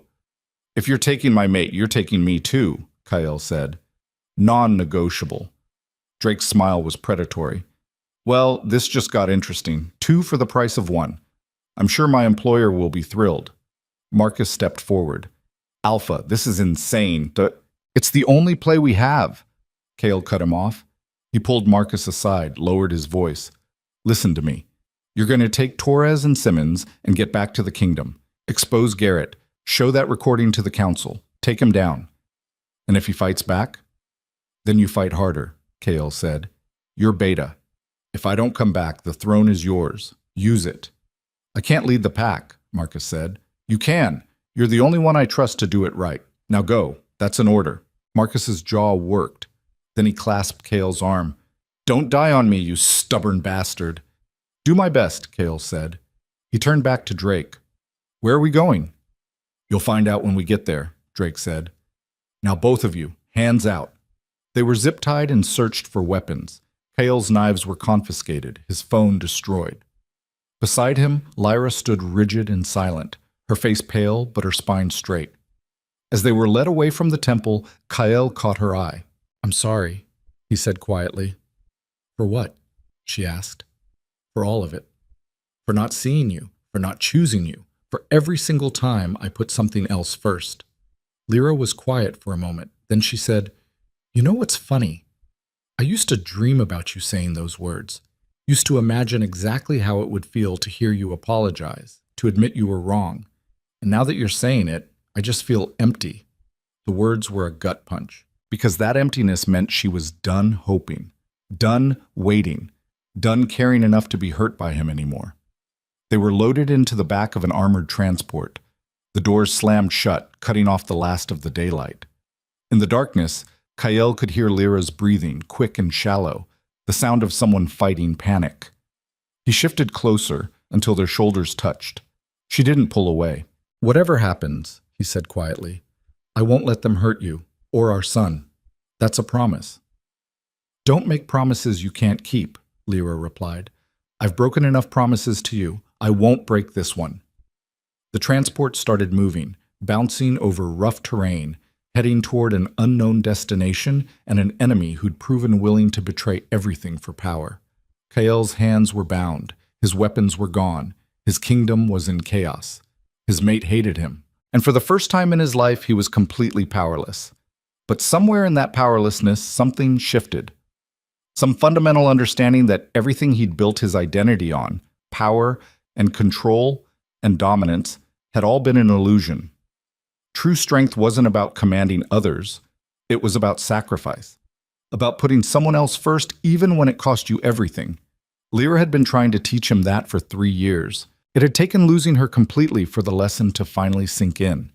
In the darkness of the transport, with zip ties cutting into his wrists and his pregnant mate sitting beside him in terrified silence, Alpha King Kael Draven finally understood what it meant to love someone more than you loved yourself. The vehicle hit a bump. Lyra gasped, her hand flying to her belly. Are you okay? Kael asked immediately. I don't know, she said, and there was fear in her voice now. Real fear. Something's wrong. The baby... What? What's happening? Contractions, Lyra said through gritted teeth. I've been having them on and off for hours, but they weren't regular. Now they are. How far apart? 5 minutes, maybe less. Kael's blood went cold. She was going into labor. Here, now. In the back of a transport driven by mercenaries who were taking them to an enemy who'd already proven he'd sacrifice anyone for power. His son was going to be born a prisoner, and there was absolutely nothing Kael could do to stop it. The contractions were coming faster now. Kael could hear it in Lyra's breathing, in the way she'd gone silent except for these sharp, involuntary gasps every few minutes. The darkness of the transport made it worse, made every sound magnified, every shift of her body against his, a reminder that his mate was going into labor, while bound and captured, and he couldn't do a damn thing about it. We need to stop, Kael called out to the front of the transport. His voice was level, controlled, the voice of an alpha giving commands. But underneath, his wolf was clawing at his insides, demanding he tear through the metal walls and rip apart anyone standing between him and his mate's safety. No response from the driver. She's in labor, Kael tried again, louder this time. You need to stop the vehicle, now. Still nothing. Lyra's hand found his in the darkness, her fingers ice-cold and trembling. Don't, she whispered. Don't give them leverage. They'll use it. They already have leverage, Kael said. They have us. Another contraction hit. Lyra's grip tightened on his hand, her nails digging into his palm hard enough to draw blood. She bit back a scream, reduced it to a low moan that made every protective instinct in Kael's body howl for violence. When it passed, she was panting. That was 3 minutes, she said. They're getting closer. How close? Close enough that this baby's coming, whether we're ready or not. The transport hit a pothole. Lyra gasped, curling forward as much as her bound hands would allow. Kael shifted, trying to position himself so she could lean against him, trying to offer some kind of support, even though he was as helpless as she was. This was what powerlessness really meant. Not political setbacks or failed negotiations or enemies he couldn't immediately defeat. This, listening to his mate suffer while their child fought to be born into a world that was already trying to kill them both, and not being able to do anything except sit in the darkness and promise her it would be okay, even though they both knew it was a lie. There was a philosophy buried in that realization, Something about how a king could command armies and control territories, but still be brought to his knees by the one thing that mattered most. Power was an illusion. Control was a fantasy. The only real strength was the kind that showed up when you had nothing left but the choice to keep fighting or give up. Kael had spent 3 years building an empire. Now he was going to find out if he had the strength to protect the only part of that empire that actually mattered. The transport slowed, stopped. The back doors swung open, flooding the space with harsh artificial light.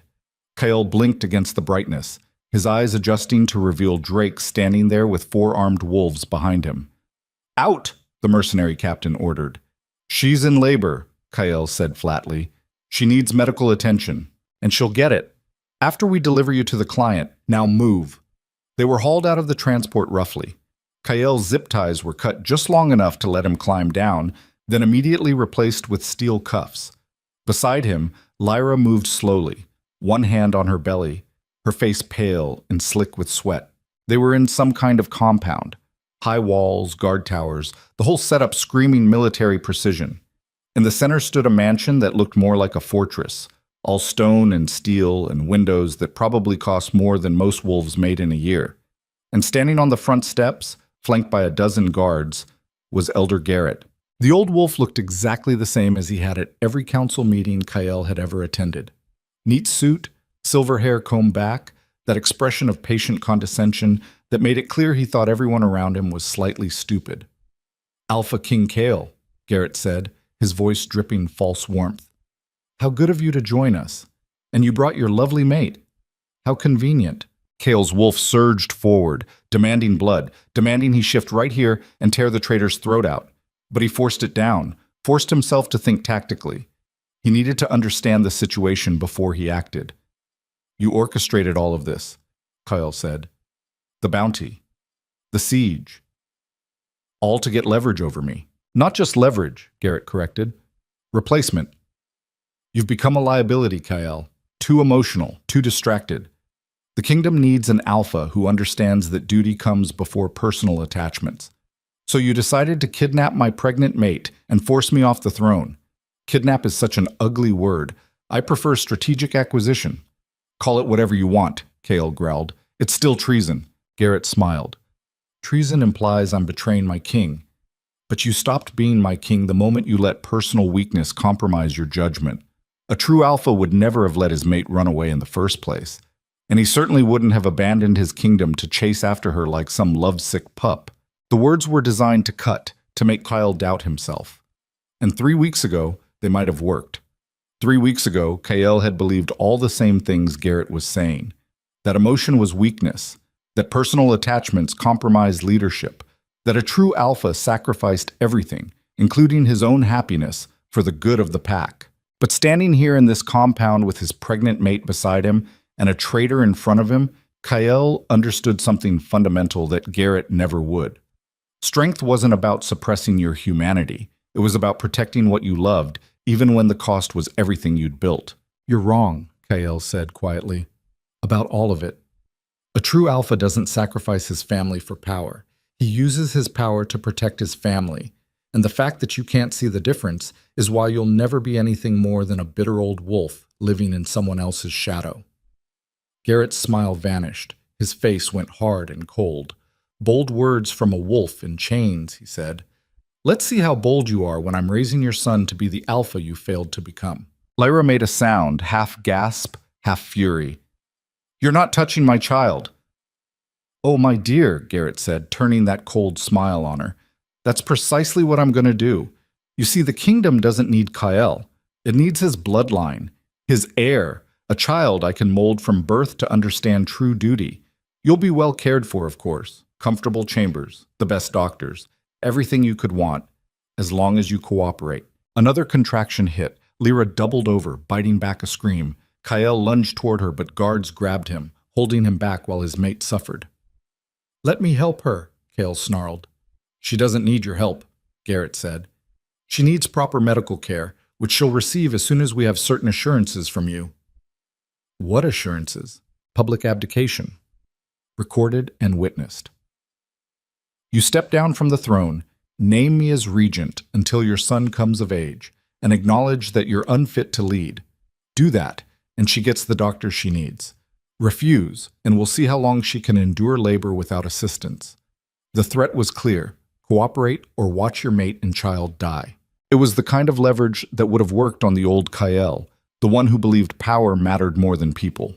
That Kael would have calculated the odds, weighed the costs, and probably taken the deal because at least it kept them alive. But that Kael was dead, killed by 3 years of neglect and a letter written in neat handwriting and the sight of his mate walking into mercenary custody to protect people she barely knew. The new Kael, the one born in the darkness of a transport while his mate went into labor, understood something the old one never had. Some things were worth more than survival. No, Kael said. Garrett's eyebrows rose. No? You heard me. I won't abdicate. I won't legitimize your coup. And I sure as hell won't let you anywhere near my son. Then she dies, Garrett said simply. And the child dies with her. And you'll have no one to blame but your own stubborn pride. Lyra was breathing hard now, her contractions coming so close together she could barely catch her breath between them. Her water had broken at some point, soaking through her pants, and her face had gone from pale to gray. She was running out of time, and Kael was making a choice that might kill them both. But he'd learned something in these past 2 weeks of chasing his mate through rogue territory and watching her sacrifice herself for strangers, and finally understanding what it meant to love someone more than you loved yourself. You couldn't build something real on a foundation of fear and coercion. You couldn't create strength by threatening the weak. And you couldn't call yourself an alpha if you traded your integrity for survival. True power wasn't about making others submit. It was about standing firm when everything in you wanted to break. Kael looked at Lyra. Her eyes met his, and he saw understanding there. She knew what he was doing, knew what it might cost, and there was something like respect in her gaze, maybe even the ghost of the love that used to live there. Do it, she said quietly. What?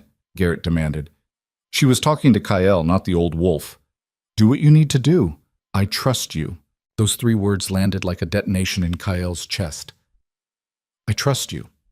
After everything he'd done, all the ways he'd failed her, all the times he'd chosen wrong, she was giving him this. Not forgiveness, maybe, but faith. The belief that he could be better than he'd been. He wouldn't waste it. Kael looked at Garrett, then he looked at Drake, who'd been standing quietly to the side watching this whole exchange with professional detachment.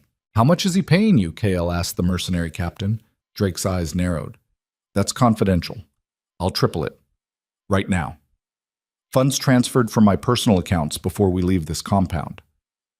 You don't have access to your accounts, Garrett interjected smoothly. No, Kael agreed. But my beta does, and I'm betting he's already back at the kingdom, already exposing your treason to the council, which means your window for this coup is closing fast. Another few hours and you won't have the political support to make any of this stick. Garrett's face went carefully blank, which told Kael everything he needed to know. The old wolf hadn't expected Marcus to move that fast. Drake, Kael continued, still looking at the mercenary captain. You're a professional. You take contracts. You fulfill them. You get paid. But you also have a reputation to protect. What happens to that reputation when word gets out you helped overthrow an alpha king through treason and coercion? How many future clients are going to trust a mercenary who picks sides in internal pack politics? Drake said nothing, but something shifted in his expression. I'm offering you a clean exit, Kael said. Triple your fee, a signed statement that you are operating under false pretenses, and safe passage out of my territory. All you have to do is walk away. He can't pay you, Garrett said, but there was an edge of desperation in his voice now. His accounts are frozen. His authority is suspended. He's nothing. Except I'm not, Kael said. Because I'm still breathing, and as long as I'm breathing, I'm still alpha. And when my beta finishes exposing your conspiracy to the council, when the other packs hear that you tried to steal a throne through kidnapping and extortion, you'll be the one with nothing, exiled if you're lucky, executed if you're not. The silence that followed was heavy with calculation. Drake pulled out his phone, made a call, spoke quietly. When he hung up, his expression was neutral. Your beta just held a press conference, he said. Broadcast to every pack in 5 territories. He played the recording of Elder Garrett arranging the kidnapping. Then he called for an emergency council session to vote on charges of high treason. Garrett's face went white. The vote passed, Drake continued. Unanimous. There's a warrant for your arrest, Elder, and a bounty on your head that makes what you were paying us look like pocket change. The old wolf seemed to age 10 years in an instant. His shoulders sagged. His carefully maintained composure cracked. No, he whispered. This isn't how it was supposed to go. It never is, Kyle said. That's the problem with building something on betrayal. Eventually, the foundation collapses. Drake holstered his phone. Transfer the funds, Alpha. We'll consider the contract null and void. Done, Kale said. Marcus, if you're listening, authorization code Crimson 77 Delta. Transfer $300,000 to Drake's account. Now. Somewhere, he knew Marcus would move the money. His beta wouldn't question the order, wouldn't hesitate, because that's what loyalty looked like. Not blind obedience, but trust that went both ways. Drake's phone pinged. He checked it, nodded. We're square, he gestured to his wolves. Cut them loose. We're done here. Wait, Garrett said desperately. You can't just leave. We had a contract. Had, Drake agreed. Past tense. Now we have a new contract with an alpha who actually honors his word. You should try it sometime. The cuffs came off. Kale's hands were free for the first time in hours. He moved immediately to Lyra, catching her as another contraction hit. She leaned into him, her weight against his chest, and he could feel how hard she was shaking. Hospital, he said to Drake. Closest one. Now. 10 minutes south, Drake said. We'll escort you. Do it. Garrett tried to run. He made it 3 steps before Drake's wolves tackled him, driving him face first into the gravel. When they hauled him up, the old wolf was bleeding from a split lip, all his dignity stripped away. You ruined everything, Garrett spat at Kyle. The kingdom will fall without proper leadership. No, Kale said. The kingdom will thrive, because I'm going to build it on something stronger than fear and tradition.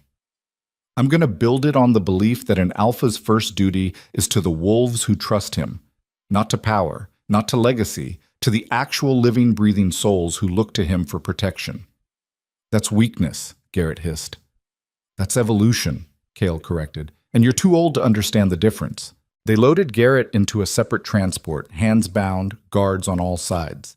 The last Kyle saw of him, the old wolf was staring out the back window with hollow eyes, watching everything he'd built crumble to dust. There was a lesson there about what happened when you confused control with strength. When you convinced yourself that suppressing emotion made you powerful instead of just making you cold. Garrett had spent decades believing that an alpha who cared too much was an alpha who'd fail. He'd died never understanding that an alpha who cared too little had already failed. Kale carried Lyra to Drake's personal vehicle. She was barely conscious now, her body exhausted from hours of labor without medical intervention. Her skin was clammy, her pulse too fast, and when she looked at him, her eyes were glassy with pain. Stay with me, he said quietly. Just a little longer. We're almost there. Kale, she whispered. Yeah? If I don't make it. You're going to make it, he cut her off. But if I don't, promise me you'll tell our son about the woman I was trying to become. Not the one who sat in that palace and faded. The one who ran into the wilderness and found herself. I promise, Kyle said, but you're going to tell him yourself, because you're going to be fine. Both of you. She tried to smile. Always so sure of yourself. Not anymore, Kyle said honestly. Now I'm just sure of you. The hospital appeared like a miracle. All white walls and bright lights and medical staff who took one look at Lyra and moved with urgent efficiency. They pulled her onto a gurney, wheeled her toward labor and delivery, and tried to stop Kyle from following. He followed anyway. Sir, you can't be in here, a nurse said. I'm her mate, Kale said. I'm not leaving. The nurse looked like she wanted to argue, but something in Kyle's eyes made her reconsider. Fine, but stay out of the way. The delivery room was controlled chaos. Monitors beeping, nurses calling out numbers. A doctor in scrubs checking Lyra's vitals and speaking in calm, professional tones that didn't quite hide the urgency underneath. She's fully dilated, the doctor said. Baby's in distress. Heart rate's dropping. We need to get this child out now. Lyra was barely conscious, her head lolling to the side. Kale moved to her side, took her hand, squeezed it hard enough that she opened her eyes. Hey, he said, I need you to focus. Can you do that for me? Tired, she mumbled. I know, But our son needs you to be strong just a little bit longer, and then you can rest. I promise. Can't. Yes, you can. You're the strongest wolf I've ever met. You survived 3 years with me. You survived rogue territory. You survived a kidnapping while in labor. You can survive this. Something flickered in her eyes. Not strength, not quite, but stubborn refusal to quit even when everything in her wanted to give up. Okay, she whispered. Okay. The next 20 minutes were the longest of Kael's life. He watched Lyra push with everything she had left, watched the monitors spike and fall, watched the medical team work with practiced precision to bring their child into the world. He held her hand and whispered encouragement and tried not to think about all the ways this could still go wrong. And then there was crying. Not Lyra's crying. Their son's. The doctor lifted a small, squirming, furious bundle and held him up. It's a boy. Healthy lungs, good color, strong heartbeat. Kael stared at his son and felt something fundamental shift in his understanding of the universe. This tiny creature, covered in blood and vernix and screaming his rage at being forced into existence, was his. Part of him, part of Lyra, a whole new person who'd never existed before this moment. The weight of that responsibility was crushing. Every decision Kael made from this point forward would shape this child's life. Every failure, every success, every choice would ripple outward and affect this small wolf who couldn't even open his eyes yet but was already completely dependent on him. It was terrifying. It was perfect. They cleaned the baby, wrapped him in blankets, and handed him to Lyra. She cradled him against her chest with the last of her strength, tears streaming down her face. "Hi," she whispered. "Hi, baby. I'm your mom." The baby stopped crying, as if recognizing her voice. Kael moved closer, looked down at them both. "Can I?" he asked. Lyra hesitated, then she nodded. He took his son into his arms for the first time. This impossibly small weight that somehow felt heavier than any crown he'd ever worn. The baby's eyes were closed, his tiny hand curled into a fist, his whole body radiating warmth and life and potential. "What do we name him?" Lyra asked quietly. Kael had been thinking about that for days. Every traditional alpha name felt wrong. Every family name felt like baggage. He wanted something that meant strength, but also hope. Something that acknowledged where they'd been, but pointed toward where they were going. "Asher," he said. "It means fortunate, blessed. Because despite everything, despite all my failures and all the ways this could have gone wrong, we're here. All three of us. And that's more than I deserve." Lyra was quiet for a moment. Then she smiled, small and tired, but real. "Asher," she repeated, "I like it." The doctor cleared her throat. "I need to examine your mate, Alpha. She's lost a lot of blood. We need to make sure there's no internal damage." Kael nodded, reluctantly handed Asher to a nurse who promised to keep him close. He stepped back, let the medical team work, and for the first time in hours allowed himself to breathe. They'd made it. Lyra was alive. Asher was healthy. Garrett was in custody. The kingdom was secure. Against impossible odds, they'd actually survived. But survival wasn't the same as victory, because Lyra was still looking at him like he was someone she used to know, and Asher was still a stranger in his arms, and there was an entire kingdom waiting for him to return and prove he was the alpha they needed. The hardest part wasn't over. It was just beginning. 3 hours later, Lyra was stable and resting. Asher was asleep in a bassinet beside her bed. Kael sat in a chair by the window, watching them both, and trying to figure out what came next. Marcus called, "Alpha!" The beta's voice was rough with exhaustion. "The council's in chaos. Half of them are calling for emergency elections. The other half want you to execute Garrett publicly as a warning. And there's a delegation from the Silver Fang Pact demanding to know why their trade agreements are in limbo. Tell them I'll be back tomorrow," Kael said. Marcus was quiet. "Are you sure that's wise? You just became a father. Your mate nearly died. Maybe you should take some time." "The kingdom needs me," Kael said, "and I'm done running from responsibility. I made that mistake once. I won't make it again." "And Lyra?"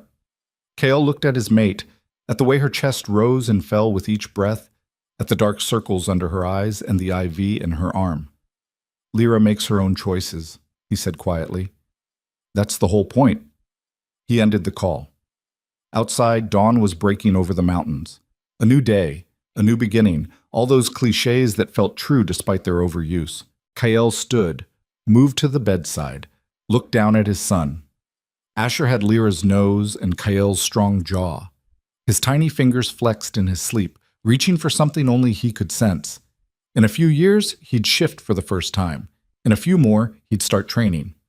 Eventually, he'd stand before the pack and accept the responsibilities of being an alpha's son. But right now, he was just a baby.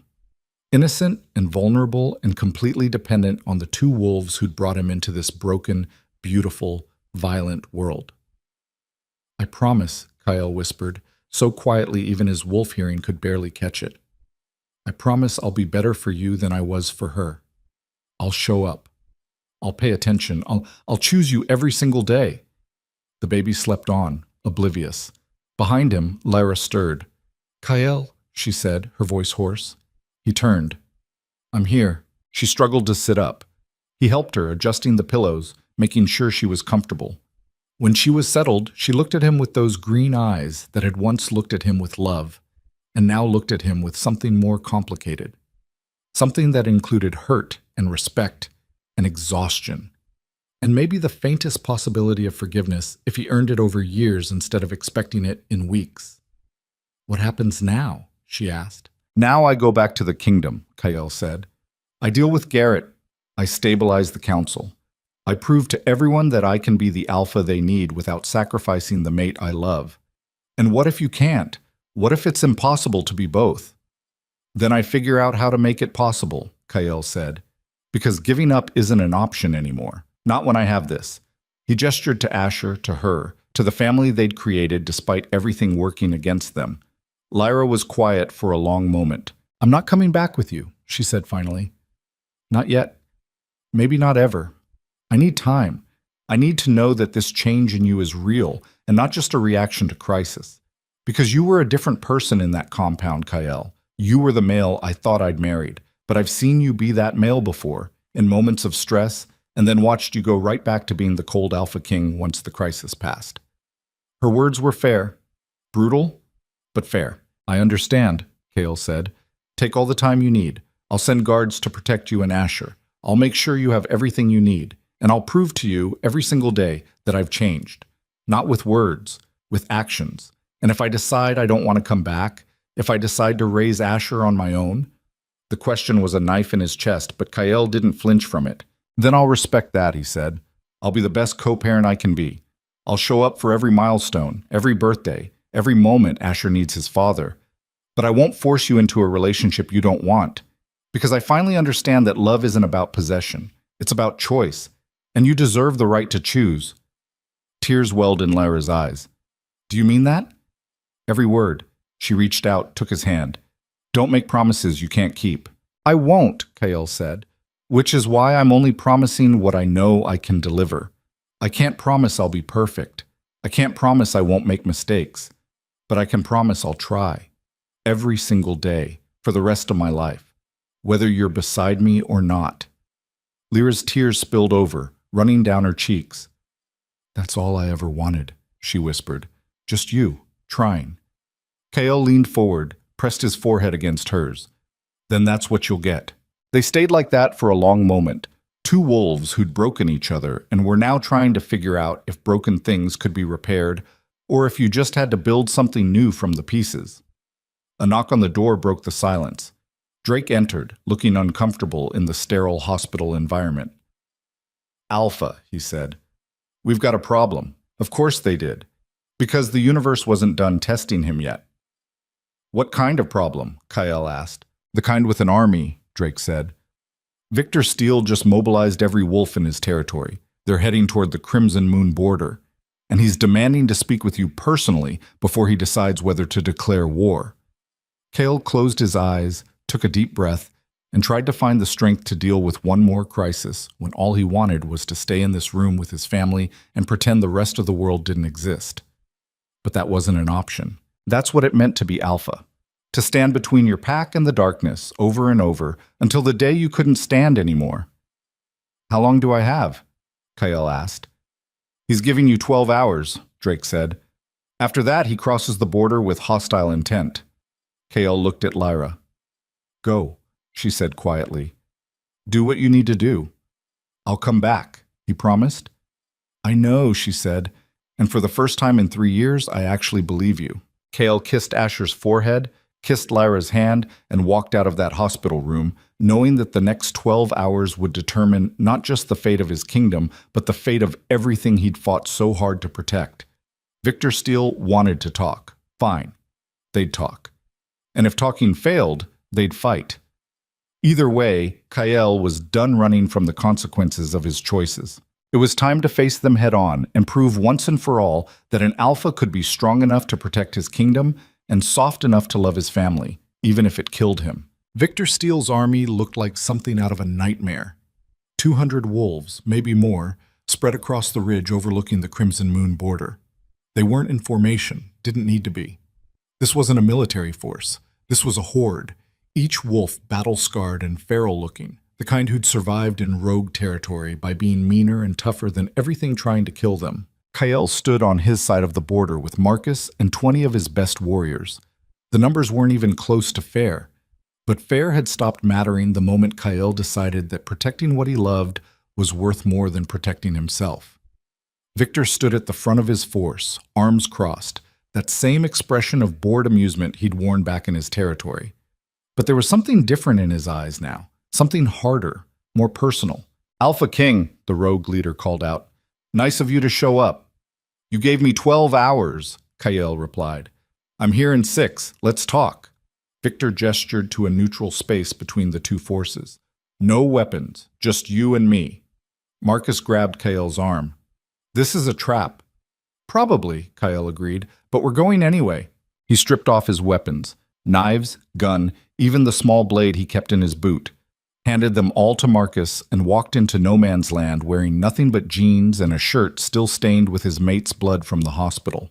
Victor met him there, equally unarmed, and for a moment they just stood facing each other while two armies waited to see if this would end in words or violence. You made quite a mess, Victor said finally. Not intentionally. Never is. Victor pulled out a cigarette, offered one to Kyle. The Alpha King shook his head. Victor shrugged and lit his own. I heard about what happened with Garrett. Heard you took down your own elder council member for treason. That took guts. It took necessity, Kyle corrected. He was going to use my mate and child as leverage. I couldn't let that stand. No, you couldn't. Victor took a long drag. But here's the thing. That little coup attempt, it didn't just affect your kingdom. Word spread.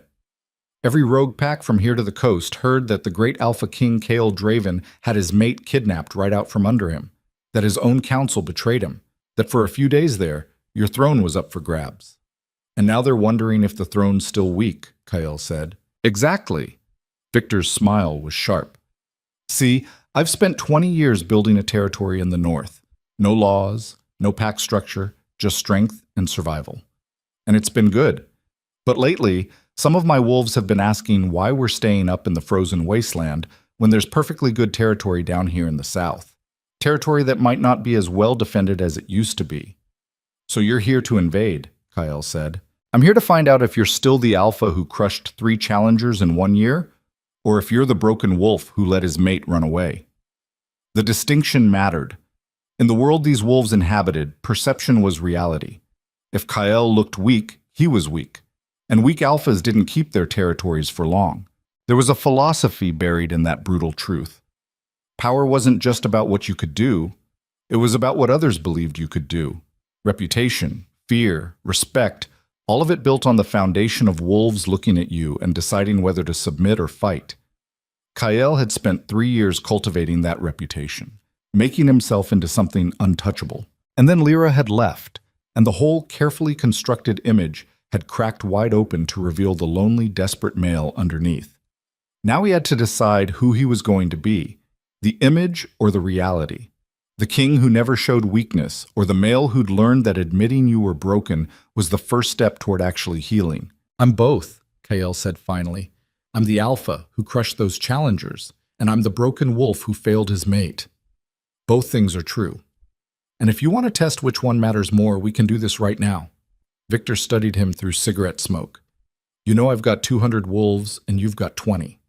I know. You know you'll lose. Maybe. Kale's voice was steady. But you'll lose wolves too. Good wolves. Wolves who trust you to make smart decisions instead of throwing them into a meat grinder just to prove a point. And when it's over, when you've taken my territory and killed my warriors, you'll have to explain to your pack why 50 of them died for a kingdom you didn't even need. Victor's eyes narrowed. Who says I don't need it? Because you're not stupid, Kyle said. You've survived 20 years in rogue territory by being smart, not reckless. You know that taking Crimson Moon by force would unite every pack in 5 territories against you. They'd see you as a threat to the established order. Within a year, you'd be fighting wars on 3 fronts, and your northern territory would collapse while you were trying to hold the south. So what are you proposing? Alliance, KL said. You want legitimacy. You want your wolves to have access to trade routes and medical care and all the benefits that come with being part of the pack structure instead of outside it. I can give you that. In exchange, you give me your support. You acknowledge me as Alpha King, and I acknowledge you as Lord of the Northern Territories. We establish trade agreements, mutual defense pacts, and we both benefit. Victor laughed, but it wasn't mocking, just surprised. You're offering me a seat at the table. I'm offering you what you actually want instead of making you fight for what you don't need. The rogue leader was quiet for a long moment. Then he dropped his cigarette, ground it out under his boot. I came here expecting to either make you submit or tear your throat out, he said. I didn't expect a negotiation. That's because most alphas are too proud to negotiate, Kyle said. They see it as weakness. But I've learned something these past few weeks. Strength isn't about never bending. It's about knowing when bending prevents you from breaking. Victor studied him with new respect. You really have changed. Had to, Kyle said simply. The alternative was losing everything that mattered. The rogue leader extended his hand. All right, Alpha King, you've got yourself a deal. But I want it in writing. I want formal recognition from your council, and I want the trade routes open within 6 months. Done, Kyle said and shook his hand. Behind them, 2 armies stood down. The tension that had been building toward violence dissipated like smoke, and Kyle felt something loosen in his chest, some knot he'd been carrying since the moment he'd read Lyra's letter. He'd chosen diplomacy over dominance, partnership over conquest, and it had worked, not because he was weak, but because he was finally strong enough to choose a different kind of strength. Victor turned to leave, then paused. One more thing, he said. Your mate, the one who ran. You get her back? Not yet, Kale admitted. Maybe not ever. That's her choice to make. Victor nodded slowly. Then you'd better earn it, because a female like that, strong enough to walk away from an Alpha King, is worth more than any throne. I know, Kale said. And with that, Victor Steele and his 200 wolves turned and marched back north, leaving Kale standing on the border between his kingdom and the wilderness his mate had fled into. Marcus approached, his expression unreadable. You just made an alliance with the most dangerous rogue pack in the territories. I did, Kale agreed, and it was the right call. The council is going to lose their minds. Let them. Kale turned to face his beta. I'm done making decisions based on what the council wants. From now on, I make decisions based on what's right. And if the council can't handle that, they can find themselves a new king. Marcus's lips twitched into something that might have been a smile. You really have changed. Yeah, Kale said quietly. I really have. They walked back to the vehicles in silence. Kyle's mind was already racing ahead, cataloging everything that needed to be done. Return to the kingdom. Address the council. Formalize the alliance with Victor. Deal with the fallout from Garrett's treason. Rebuild the systems that had allowed corruption to fester for so long. And through all of it, prove to Lyra that he meant what he said. That he'd changed not just for her, but because of her.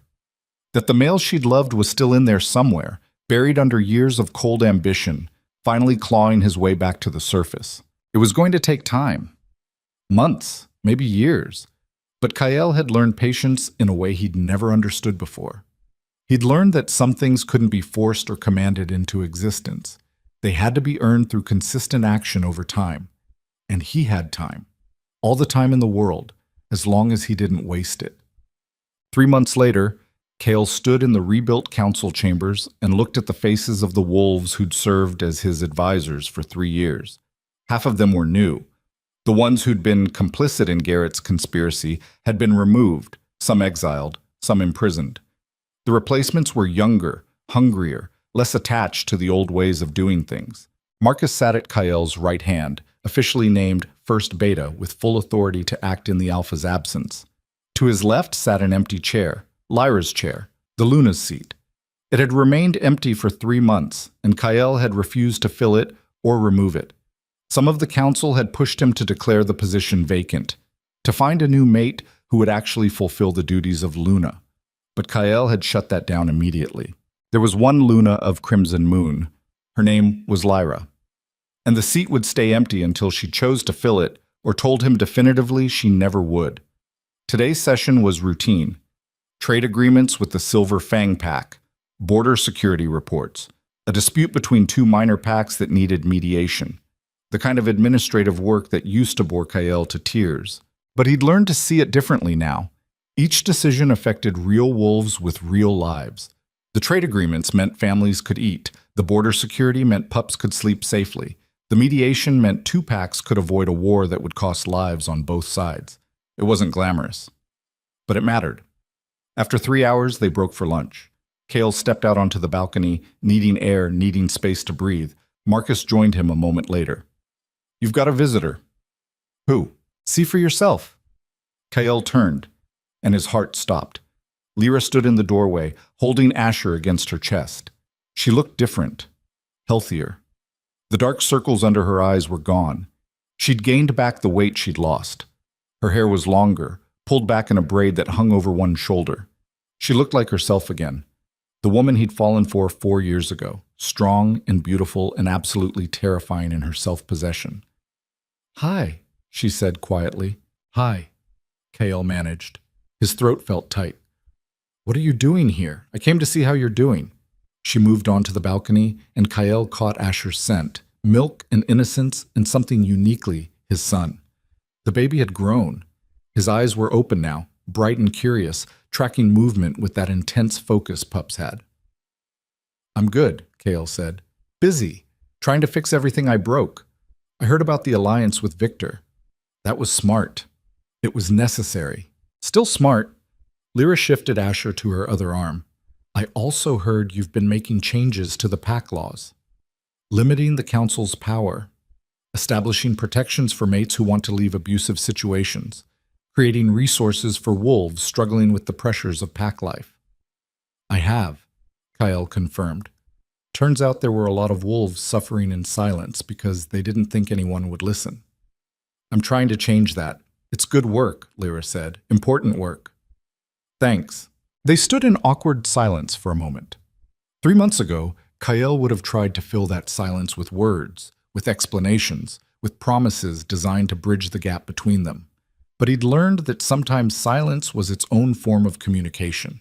Sometimes you just had to stand in the discomfort and let the other person come to you in their own time. Finally, Lyra spoke. "I've been watching you. From a distance. I have wolves who keep me updated on what's happening in the kingdom.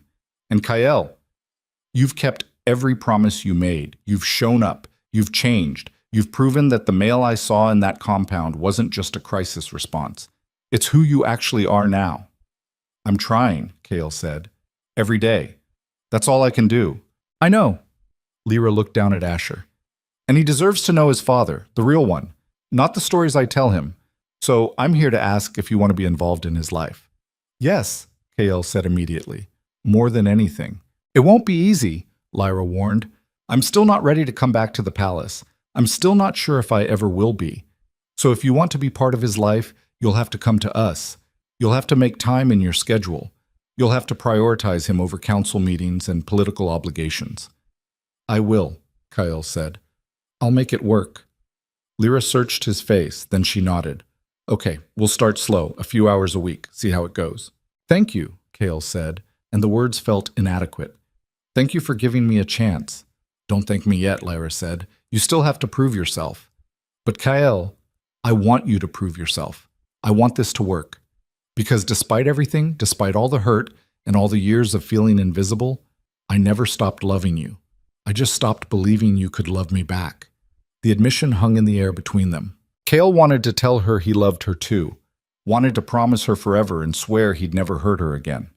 But words were cheap. He'd learned that the hard way. So instead he said, "Can I hold him?" Lyra hesitated. Then she handed Asher over. The baby settled against Kael's chest, his tiny hand grabbing onto his father's shirt. He made a small sound, not quite a cry, just acknowledgement that something had changed. Kael looked down at his son and felt that crushing weight of responsibility again. But this time it didn't feel crushing. It felt clarifying, like everything he'd done up to this point had been practice for this moment, for understanding what actually mattered. "Hey, buddy," he said quietly. "I'm your dad, and I know I haven't been around much, but that's going to change. I'm going to show up for you. Every milestone, every moment you need me. I'm going to be the father you deserve." Asher stared up at him with solemn eyes, as if weighing whether to believe this stranger making promises. Then the baby yawned, closed his eyes, and fell asleep against Kael's chest with the kind of trust only children could give. And Kael understood what Lyra had been trying to tell him for 3 years, that this was what love looked like, not grand gestures or expensive gifts or political advantages, just showing up, being present, making someone feel safe enough to be vulnerable with you. He'd spent 3 years trying to build an empire while the only thing that mattered was right in front of him. But empires could be rebuilt. Kingdoms could be reformed. And maybe, if he worked hard enough and stayed consistent enough and proved through actions instead of words that he'd truly changed, he could rebuild this too. Not the marriage they'd had before. That was dead, burned to ash by neglect and loneliness and all the ways they'd failed each other. But maybe something new. Something built on honesty instead of obligation, on partnership instead of possession, on the understanding that love wasn't about owning someone, but about choosing them over and over every single day. It wouldn't be easy, would probably take years, might never fully heal, but it was worth trying because this, holding his son while his mate watched with cautious hope in her eyes, this was worth everything he'd lost and everything he'd learned in the losing. 6 months after that, Kael stood in front of the entire kingdom and did something no Alpha King had done in 3 generations. He apologized. The speech was broadcast to every pack in the territories. Kael stood alone on the palace steps, no notes, no prepared remarks, just him and a microphone and the truth he'd been running from for too long. "I've spent the last year learning what it means to fail," he said. "Not as an alpha, not as a king, but as a male, as a mate, as a father. And I've learned that the strength I thought I had, the power I built my entire identity around, was hollow. Because real strength isn't about dominance, it's about vulnerability. It's about admitting when you're wrong and doing the work to fix it." He could see the shock on the faces of the wolves gathered below. Alphas didn't admit weakness. Alphas didn't apologize. But Kael wasn't most alphas anymore. "I neglected my mate," he continued. "I chose power over partnership. I convinced myself that building a strong kingdom was the same thing as being a strong leader. And I was wrong. Because a kingdom is only as strong as the wolves who live in it. And if those wolves are suffering in silence because they're afraid to show weakness, then the kingdom is built on sand." He paused, let the words sink in. "So I'm making changes.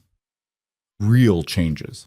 We're establishing support systems for wolves struggling with mental health. We're creating protections for mates in abusive situations.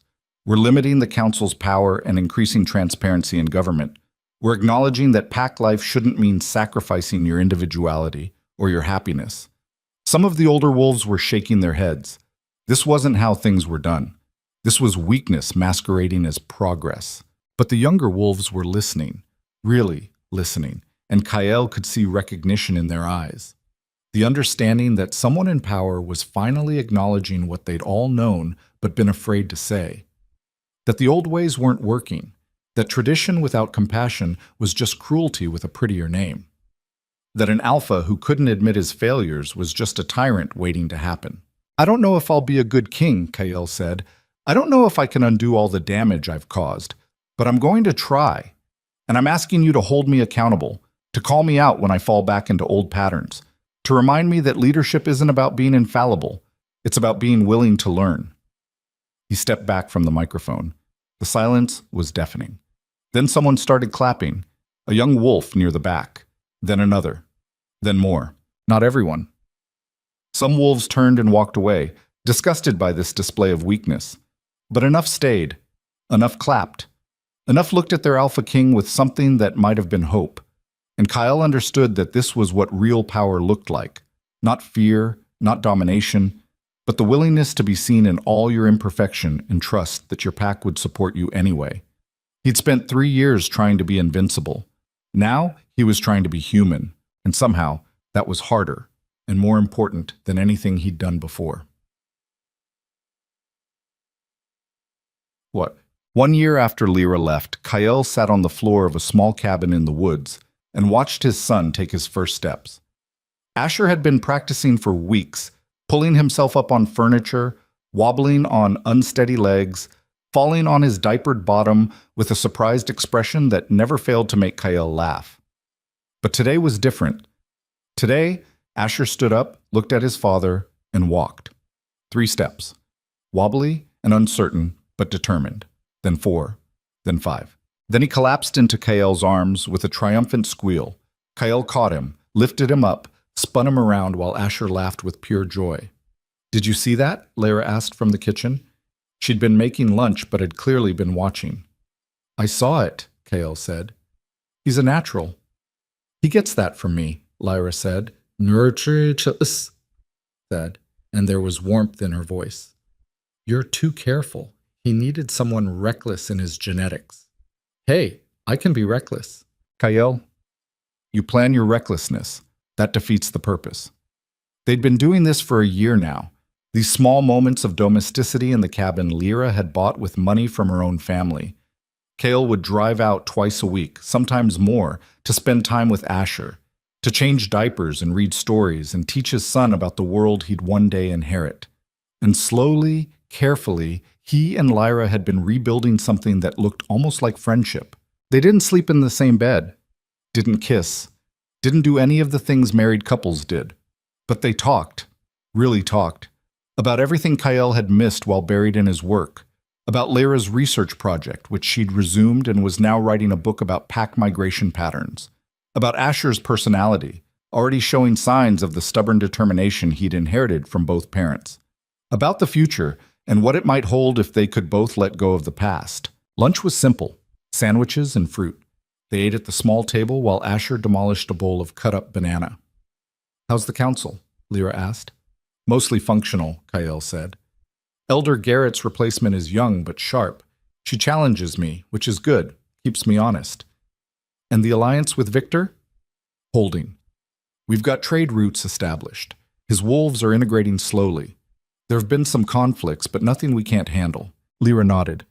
"You sound different when you talk about it now. Less stressed." "I am less stressed," Kale admitted. "I've learned to delegate. Marcus handles a lot of the day-to-day operations. I focus on the big picture and try not to micromanage. Who are you, and what have you done with my control freak mate?" Kale smiled. "He died about a year ago. I'm what grew back." Lyra's expression softened. "I'm proud of you. For what it's worth, you've done real work, not just on the kingdom, on yourself." "Thank you," Kale said quietly. They finished lunch in comfortable silence. Kale cleaned up while Lyra put Asher down for his nap. When she came back, she looked nervous. "What's wrong?" Kale asked. "Nothing's wrong. I wanted to talk to you about something." "Okay."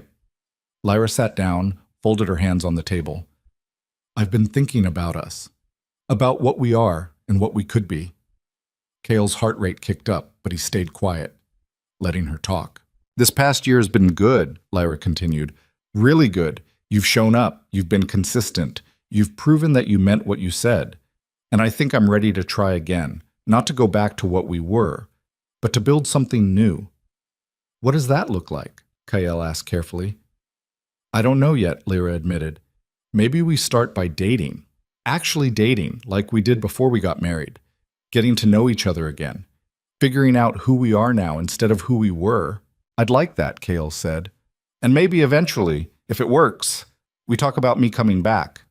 Not to be Luna, not to play a role, but to be your partner, your equal, the person you actually choose instead of the person you're obligated to." "You were never an obligation," Kale said. Lyra's smile was sad. "I was." for a long time. But I don't want to be anymore. I want to be your choice, and I want you to be mine. Not because we're bound by mate bonds or pack law, but because we actually want each other. Kale reached across the table, took her hand. I do want you. I've always wanted you. I just didn't know how to show it in a way that mattered.